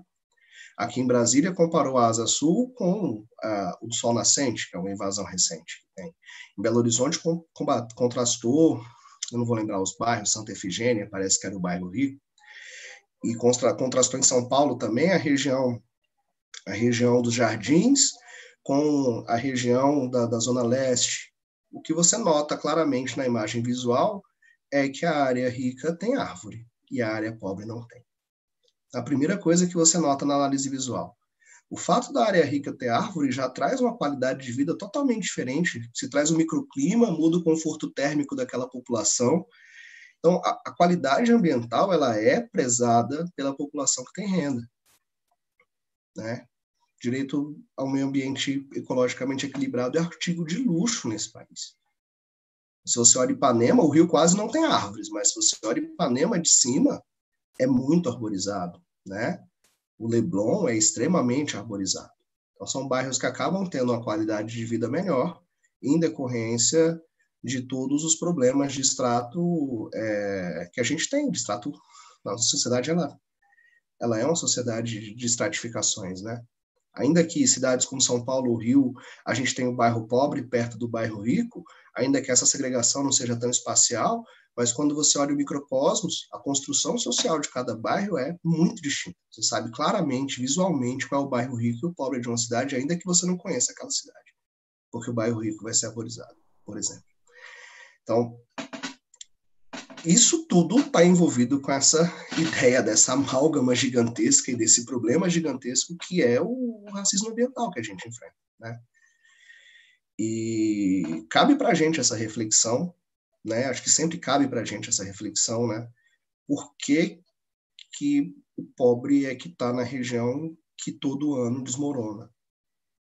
Né? Por que todo ano a gente vê desmoronamento e morte de família no Rio de Janeiro e no Paraná? É todo ano, velho. É todo ano. É todo ano, né? Então, se isso não é um racismo estrutural, se isso não é um projeto, eu não sei o que seria, né? Enfim, pesei a lombra, peço desculpas, mas é mais ou menos essa linha do que eu queria dizer, né? Então, as populações mais têm esse aspecto, né? Tem que lidar com essas poluições, tem que lidar com essas situações difíceis. Wanner, só para complementar essa análise que você comentou aí sobre a arborização, né? O Brasil é um país subdesenvolvido que a desigualdade está escancarada, né? Mas eu lembro no mestrado que eu estava buscando referências para minha dissertação e eu cheguei num trabalho no Canadá que também fazia essa análise da questão da renda e não era nem da arborização, aliás, era da arborização indiretamente, mas era diretamente relacionado à observação de aves, a diversidade de aves nos bairros. E aí você vinha que tinha uma relação direta entre maior diversidade de aves e a concentração de renda no bairro, que é por conta da arborização, né?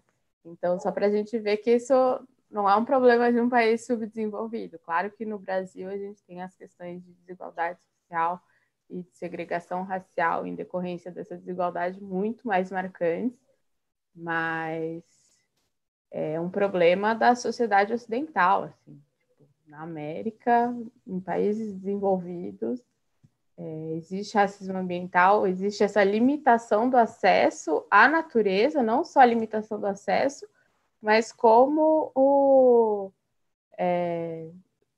descarregamento, né? Tipo, o carregamento de resíduos, de dejetos em cima dessas áreas. Ou nas áreas urbanas essa população é negada à natureza, ou nas áreas, né, áreas rurais, áreas que têm um contato maior com a natureza, essa população é sujeita a receber dejetos, né? A gente viu o que aconteceu com Mariana, né? Tipo, o exemplo que o Wanner trouxe aí da Bahia. Então, é outro tipo de ataque, assim, né? Muito forte, é muito importante essa discussão, que é muito recente, né? Infelizmente, a gente ainda está dando pequenos passos. Pois é, só para complementar, né? Você me falou aí de outros países, eu lembrei do próprio caso da França, né? Paris é uma cidade gigantesca onde as pessoas não têm água potável e basicamente todo mundo bebe água do rio que corta a cidade, do rio Sena. E essa água ela é reciclada. E não por acaso são os bairros pobres que recebem água reciclada. Então, os bairros mais ricos recebem água captada mais próxima à nascente, uma água mais limpa.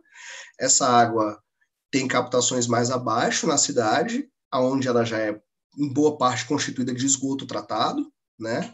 O esgoto tratado tem vários problemas. Se você não trata o esgoto com uma microfibra baseada em osmose, você não retira alguns resíduos. Então, essa água tratada de esgoto ela vai ter, em menor grau, metais pesados, mas ela geralmente, essa água reciclada de esgoto vai ter resto de anticoncepcional, por exemplo. E é um problema que se está ocorrendo hoje na França, que as populações mais pobres estão consumindo água reciclada. Essa água vem com taxa alta de anticoncepcionais, porque a pessoa que toma anticoncepcional, aquilo passa pelo corpo dela, né? E um resíduo daquilo vai para a água, continua na água esse resíduo. Então, as pessoas estão tomando uma água com um fator hormonal que está promovendo ginecomastia na população, que está fazendo que as meninas menstruem mais cedo. Já tem um monte de trabalho indicando algumas correlações bizarríssimas aí no meio, porque a galera está tomando hormônio na água porque a água é reciclada. Mas beleza, é a população pobre, né? Então a gente volta para essa máxima, mas é a população pobre, né? Então, infelizmente, o meio ambiente de qualidade ele é mesmo um artigo de luxo. E aí eu estou falando de França, que é um dos países mais ricos do mundo, é um dos lugares que lutam mais por igualdade, tem isso como um lema forte deles, né? E, enfim, faz parte de viver nesse planeta, né? Infelizmente. Vana, só para complementar um pouquinho do que você falou sobre o caso de Caeté, realmente o Gambá ele já tem uns longos anos aí fazendo, né, um trabalho de políticas públicas, de educação ambiental. Eles já fizeram inúmeros protestos, campanhas, né, para que alertasse para esse problema lá. E realmente é muito complicado, né, porque mesmo a população se unindo, a gente ainda tem esse embate, né, do poder das grandes empresas e como elas conseguem manipular o sistema para que a gente não tenha, né, esse respaldo, mesmo quando você está sendo violentado diretamente. E tinha um professor da UFRB, ele já é falecido, o professor Lins Madorno, ele trabalhava com carcinicultura, carcinologia, na verdade. E ele fazia um monitoramento lá na região, ele fazia os estudos lá sobre essa questão dos impactos e os níveis de contaminação, né, de tóxicos que tinham nos mariscos eram enormes, assim. E é marisco que o pessoal usa como subsistência, então a população de lá está se alimentando o tempo todo desses recursos específicos, que eles não têm outra opção, né, muitas vezes, e está diretamente sendo afetado o tempo todo, mas por mais que você tenha um monitoramento, acompanhamento, não sei como está isso atualmente, mas acaba que você não tem uma outra forma, né, de manter, da população se manter, já que eles sobrevivem usando esses recursos. Então, acaba que eles estão o tempo todo em contato. Não tem como você dizer pare de comer, porque isso vai lhe matar, porque eles não têm outra opção. Então, realmente, a gente acaba tendo essa negligência aí. Em diversos casos, né, a gente vê até os casos mais recentes que está tendo de queimadas e tudo no Pantanal, e a gente não ouve muito se discutir sobre isso. Não se vê falar de que maneira a gente pode enfrentar isso de uma forma mesmo mais incisiva para que realmente o problema seja mitigado, porque a gente está num sistema muito negligente, né? Infelizmente, a gente já vem com isso no processo histórico, mas agora ainda muito mais gritante. Então, sempre a gente vai passar por esse processo de quem mais afetado são as pessoas que realmente têm menos recursos, são as pessoas que, por mais que lutem, acabam sendo mais negligenciadas. E a gente está bem nesse meio, né? Que são as populações mais carentes, que são as pessoas negras, que estão nos locais mais de risco. É triste de ver, mas a gente acredita que a gente pode fazer nossa parte nessa perspectiva, né? De trazer essas discussões. Como você mesmo falou, são casos que a gente às vezes nem sabe, nem conhece, mas quando a gente traz, bota isso à tona, a gente consegue ter um novo olhar e, quem sabe, sensibilizar melhor, né, outras pessoas até para que tenham uma consciência do quanto é importante a gente observar isso, porque são pessoas morrendo, são sistemas que estão se deteriorando, então é isso. Nossa, obrigado pela fala, Diné.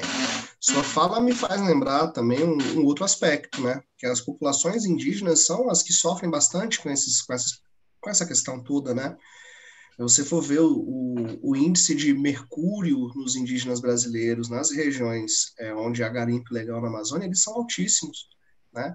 Como é que você vai chegar para o ribeirinho que está no meio da Amazônia e dizer para ele, não come esse peixe? Não tem como. Então é muito difícil. E é claro você notar o tempo médio de vida, né? O lifespan das pessoas que vivem em rios poluídos e em rios não poluídos, ele varia muito, exatamente por decorrência da presença desses metais que bioacumulam, né? E aí todo esse mecanismo de bioacumulação, ele resulta nos problemas sociais que a gente tem. Então é tudo complexo, né? É tudo complexo e tudo relacionado com essa excludência, né? Então quem vai sofrer de novo é o preto, muitas vezes o indígena, os poucos que sobraram, né? Morreram tantos com doenças, os poucos que sobraram ainda ficam lidando com essas questões do mercúrio, por exemplo. Então, são situações muito complicadas e, principalmente, que envolvem diretamente o acesso à educação, porque essas pessoas mais pobres, elas sequer têm noção do processo, do resultado daquilo, né? Não tem acesso. É um rolo compressor que a gente vive, né? Melhorou muito da ditadura para agora, a gente já andou bastante, né? Isso tem que ser refletido também, a gente já melhorou muito vários aspectos, vários índices no país. Eu tenho esperança de que a gente continue melhorando. Eu acho que tem muita gente boa querendo construir mudança, mas o caminho é longo. É bom a gente olhar para ter o panorama geral também e ter noção de que há pontos em que a gente pode tentar melhorar, né? Mas as mãos ficam às vezes atadas. É complicado. Mari está dizendo para a gente, né? Hoje é dia da Amazônia e também dia da mulher indígena. Que legal. Tiago, obrigado por tudo. Ele está tendo que sair agora. Bom, eu acho que eu vou encerrar minha participação por aqui, tá bom? Obrigado a todos por me permitirem encher os ouvidos de vocês. Valeu. Não, mas não é para parar, não. Pode continuar dando pitaco. A Mari, bem lembrado, né? Hoje é dia da Amazônia. Esse bioma que está que recorrentemente é atacado, né? Agora a gente está vendo uma nova onda de ataques e precisa ser defendido, né? E da mulher indígena também, né? Esse setor da sociedade que é recorrentemente atacado, foi extremamente atacado e acho que a gente tem que valorizar também. A gente também, durante a construção da semana Aves Pretas, a gente conversou muito também no grupo da Avistar sobre a questão dos indígenas, que também são subrepresentados no Brasil e também sofrem diversos ataques, né? Acho que é uma população que está um pouco mais isolada, entre aspas, né? De alguma forma, mas também é muito importante. Acho que tem muitas contribuições no conhecimento ornitológico, né? Tem vários, no sentido mais superficial, assim, do conhecimento, tem muitos nomes, né? Muitas nomenclaturas científicas que são de origem tupi, de origem de outros dialetos, outras línguas indígenas nativos americanas. E é isso, gente. Está sendo muito legal. Se alguém quiser complementar mais alguma coisa sobre esse assunto, Mari, Karen. Eu queria, eu lembrei, não sei se vocês estão me ouvindo bem, tá mostrando aqui que minha conexão está um pouco instável, mas enquanto o Wander falava, eu lembrei de um dado triste, que o Brasil é um dos países que mais mata lideranças ambientais. Já esteve em primeiro lugar e eu acho que atualmente é quarto lugar. Isso não é melhor, né? Eu acho que não deveria nem estar nessa lista. Mas, assim, pensar quem são essas lideranças, né? Quem está lá direto na linha de frente, geralmente são pessoas indígenas ou pessoas negras, né? As lideranças locais, elas morrem, elas são assassinadas quando estão lutando por essas desigualdades, né? Pelo direito de viver da forma como elas acham que devem viver, né? E de uma forma que, inclusive, é mais amigável, né? Não vou dizer sustentável, mas até mais amigável ao meio ambiente. E aí essas lideranças terminam sendo assassinadas. Então, são vários vieses aí que a gente pensa, né? Não, além do que o Wander colocou, de tipo, a não ter direito a questão assim da assistência pública, né? Assistência do Estado para resolver um problema. E além disso, não ter o direito à própria vida, né? De se manter ali dentro daquele contexto. É uma coisa assim triste que a gente precisa falar assim, para pensar assim, né? Com quem a gente está dialogando, como é que a gente vai refletir sobre essa questão. Acho que não são nem mais amigáveis. Aliás, elas são mais amigáveis com o meio ambiente, mas acho que a gente precisa lembrar que são mais inteligentes e mais amigáveis com a existência humana, né? Tipo, cara, é uma lógica muito imediatista você querer cortar uma floresta na Amazônia para fazer um pasto, cara. Não. E aí faz o pasto e aprende que não cresce braquiária lá e não dá para fazer pasto, sabe? Então, é uma lógica muito imediatista. A gente já tem um conhecimento tradicional, a gente já tem pessoas que estão vivendo dentro de uma lógica mais sustentável e sustentável dentro da existência humana. Não é nem de ser bonzinho com o meio ambiente, né? Mas da gente conseguir atingir esses lugares de igualdade, de todo mundo ter acesso à água limpa, todas essas questões que estão sendo podadas e estão sendo limitadas, e quem vai ser barrado em tudo isso é a população mais pobre, é a população indígena, é a população negra. A Maristela fez um comentário lá no YouTube muito legal, lá no meio da fala do Wanner, que ela falou que é por isso que a justiça ambiental não pode jamais trabalhar isolada ou ignorar a justiça social. É preciso não ignorar a injustiça social que está associada à injustiça ambiental. É isso aí. Não tem como desatrelar as duas lutas, né? Dalci vai ter que ir embora também. Tchau, Dalci. Vamos continuar aí articulando novos passos para os afro-observadores.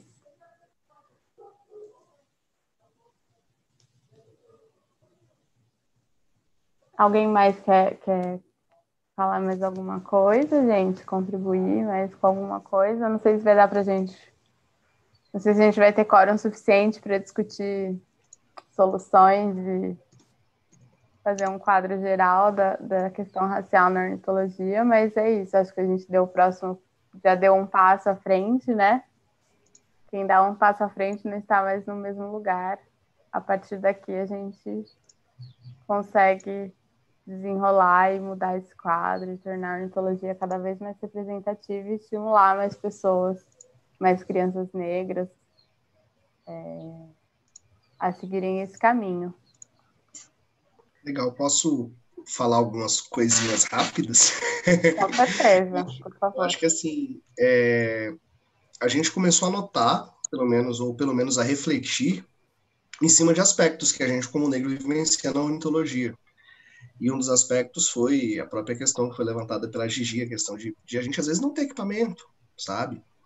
Então, acho que uma das coisas que a gente poderia tentar fazer seria a gente fazer uma rede de contato mesmo para... E aí, quem são os ornitólogos negros que estão sem equipamento? Será que alguém tem equipamento que não está usando, que pode talvez revender, que pode talvez fazer uma doação?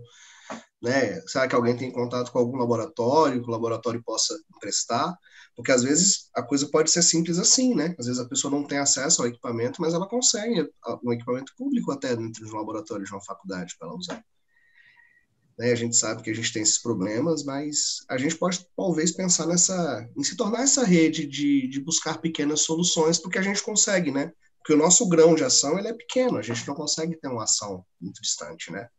Mas às vezes a gente consegue fazer coisas muito significativas. Ouvir é muito significativo. Nossa, as coisas que vocês falaram essa semana foi muito significativo. Só de trocar ideia já deixou a gente muito melhor, né? Eu acho que eu melhorei muito como pessoa nessa semana. Eu fico feliz demais. Mas é isso.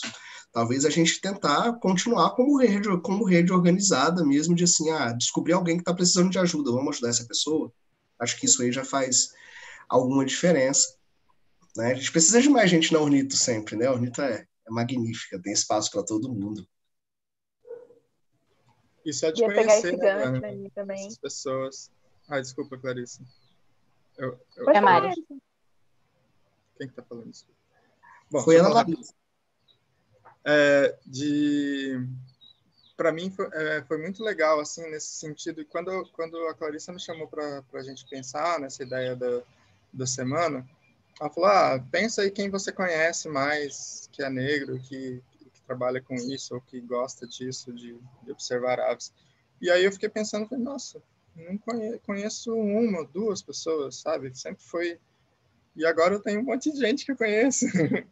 Então, a nossa rede cresceu muito, assim. E aí, tanto para isso, quanto para as próximas. Agora, o Dalci estava falando agora há pouco, né, que ele tem ele tem mais pessoas ainda, que são professores, que estão dispostos a orientar alunos de pós-graduação, que seja.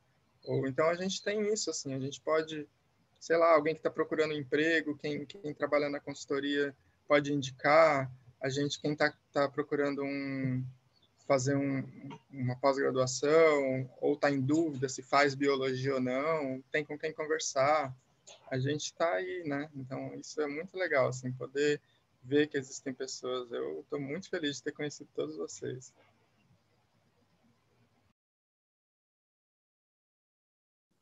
Eu acho que essa rede aí que a gente formou já é um passo importante. O Vânia tinha falado alguma coisa que eu ia complementar, mas agora eu não estou lembrando.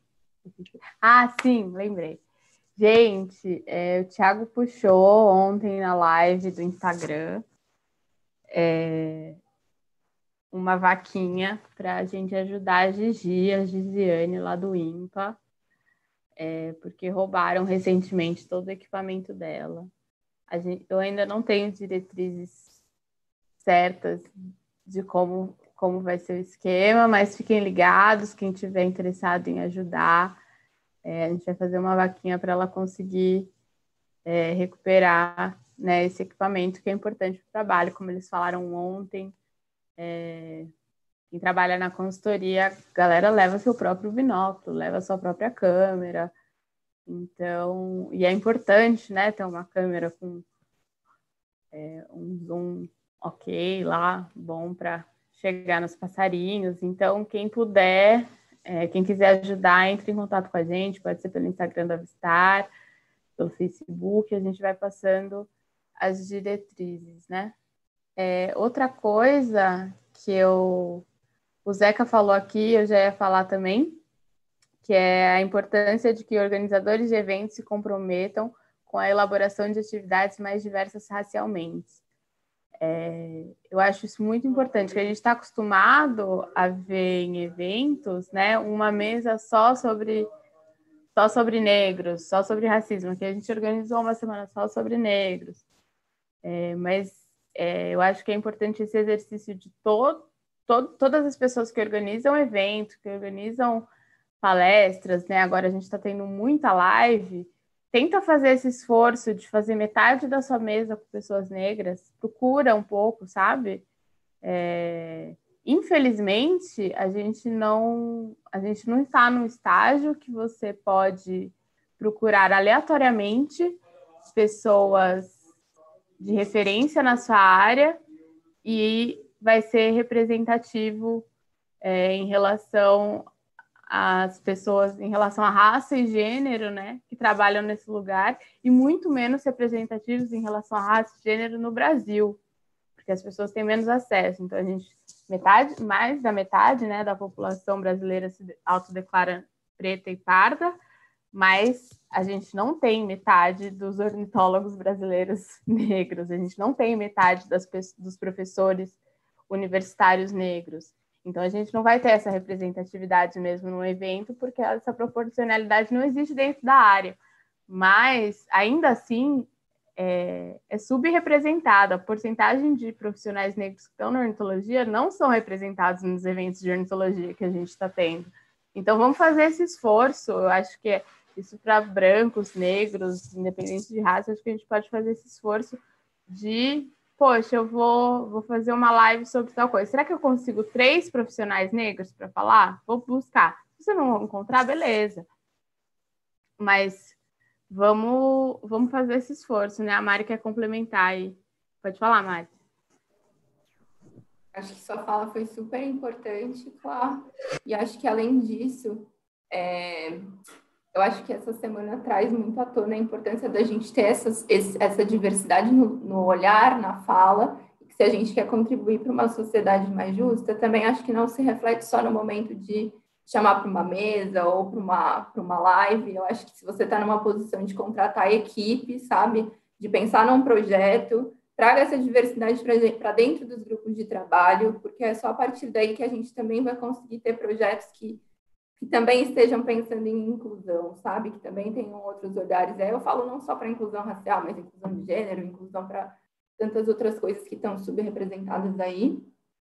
Acho que nessa linha do que a gente pode fazer, né? Acho que essa semana vem muito, para mim, fica muito óbvio, eu acho que para todo mundo, do quanto é importante a gente trazer essas discussões para todas as áreas de conhecimento, e ainda mais para ciências que tem esse potencial de tocar a população. E aí eu volto a falar de divulgação científica, né? Observação de aves, ciência cidadã, está muito relacionada com tudo isso.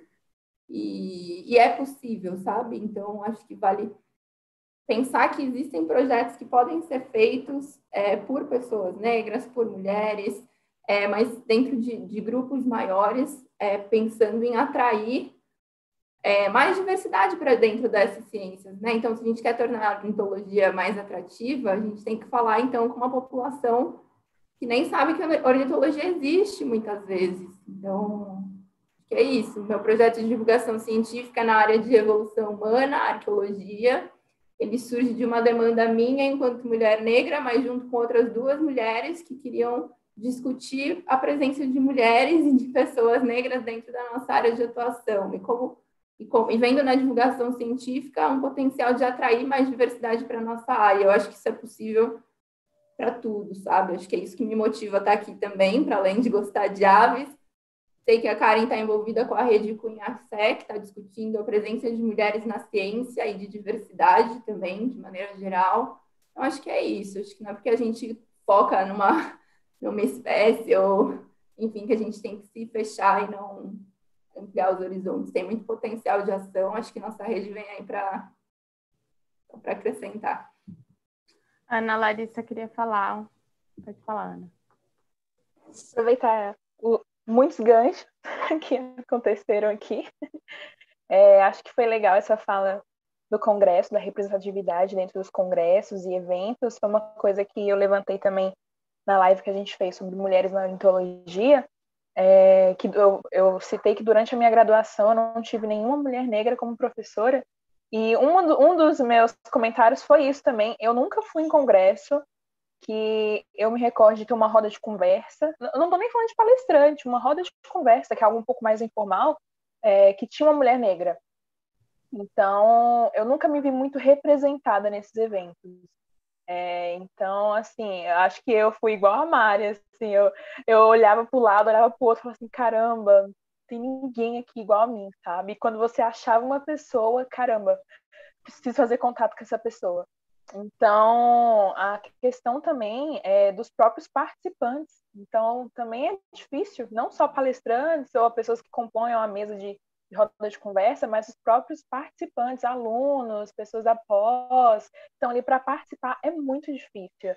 É uma coisa assim que quando você encontra, você quer grudar, e aí as pessoas falam, uai, onde estão essas pessoas, né?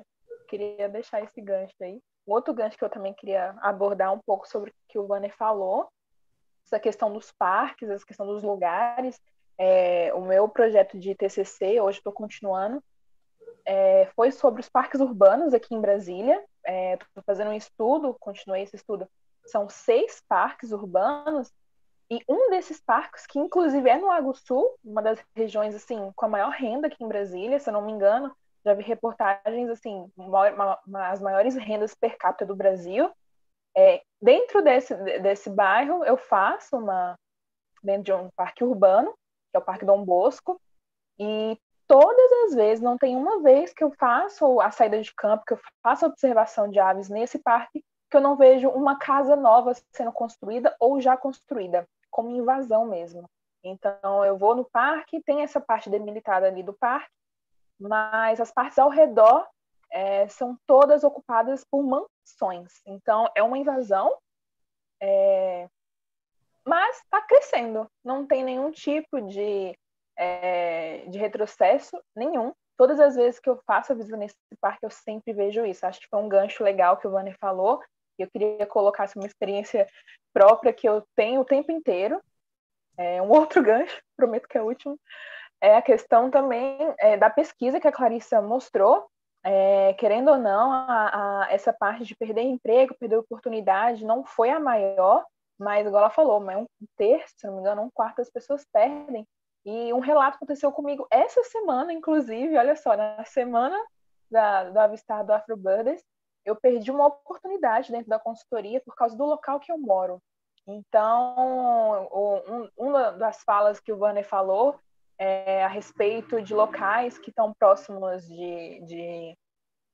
por exemplo, Sol Nascente, que é uma região aqui em Brasília, no Distrito Federal, na verdade, uma das maiores favelas que a gente tem hoje no Brasil.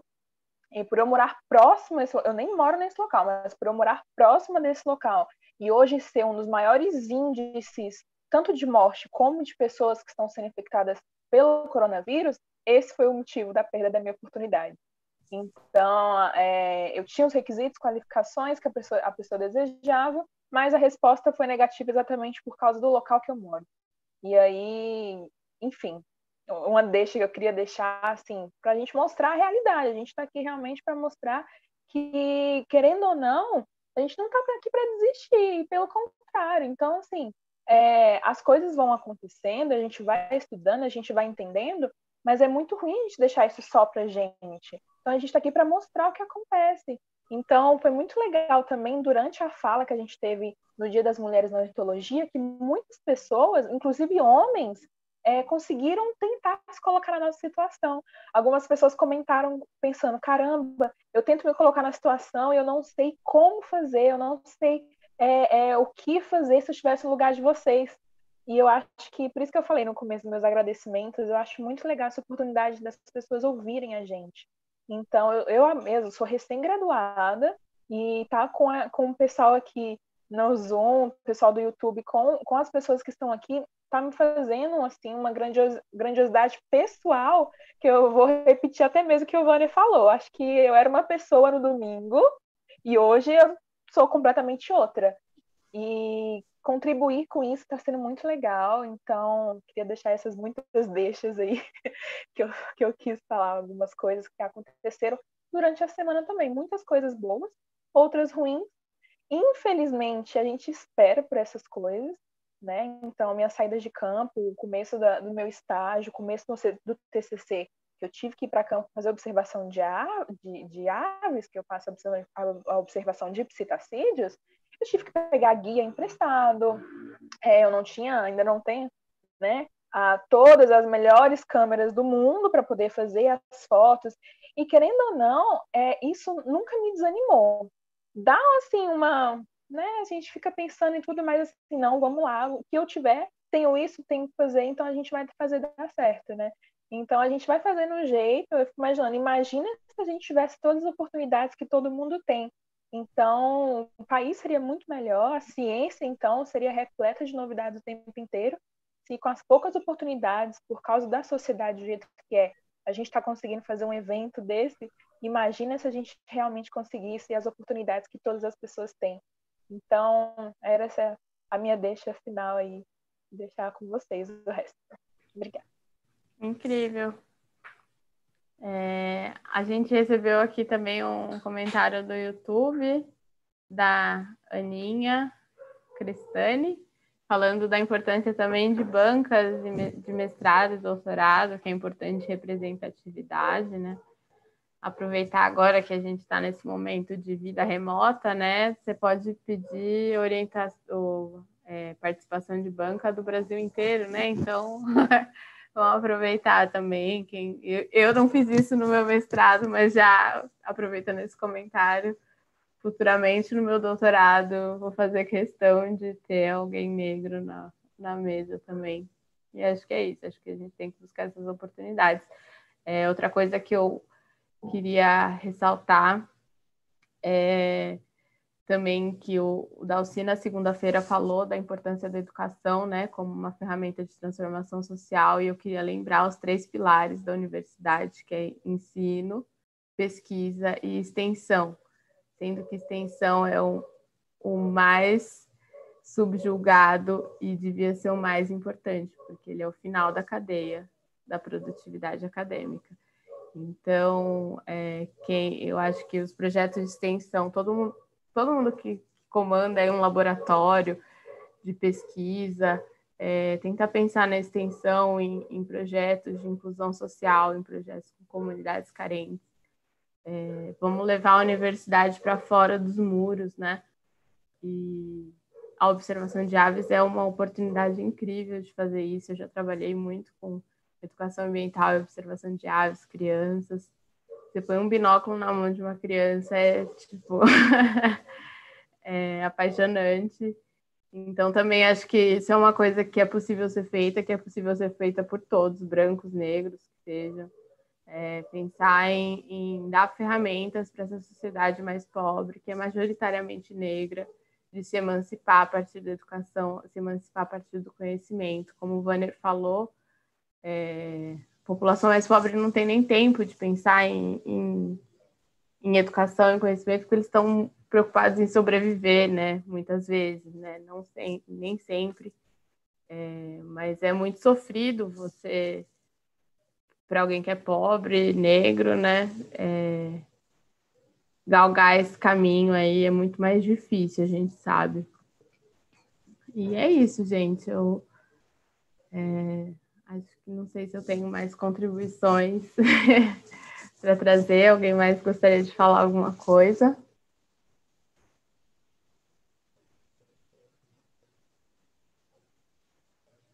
Acho que não. Todo mundo já...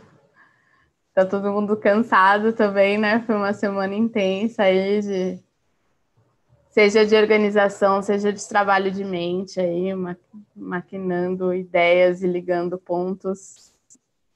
Foi muito importante. Eu vou começar aqui já o encerramento, então, da live.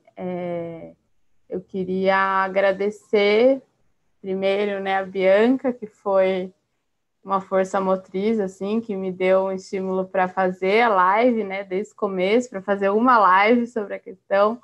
O Guto, que veio com várias sugestões de pessoas possíveis e que me deu força e me deu essa chamada para fazer uma semana inteira de lives. Todo mundo que abraçou a ideia. É muito impressionante, assim, eu passei essa semana meio em choque, sem noção, tentando assimilar tudo que estava acontecendo, né, como uma ideia que estava na minha cabeça, saiu e se materializou com a ajuda de tanta gente. O Thiago trouxe contribuições incríveis, 2 lives incríveis, que foram muito importantes, que foi a live de quinta, sobre o que é ser negro no Brasil, e a live de sexta-feira, na consultoria ambiental, que trouxe a Gigi, essa pessoa maravilhosa também.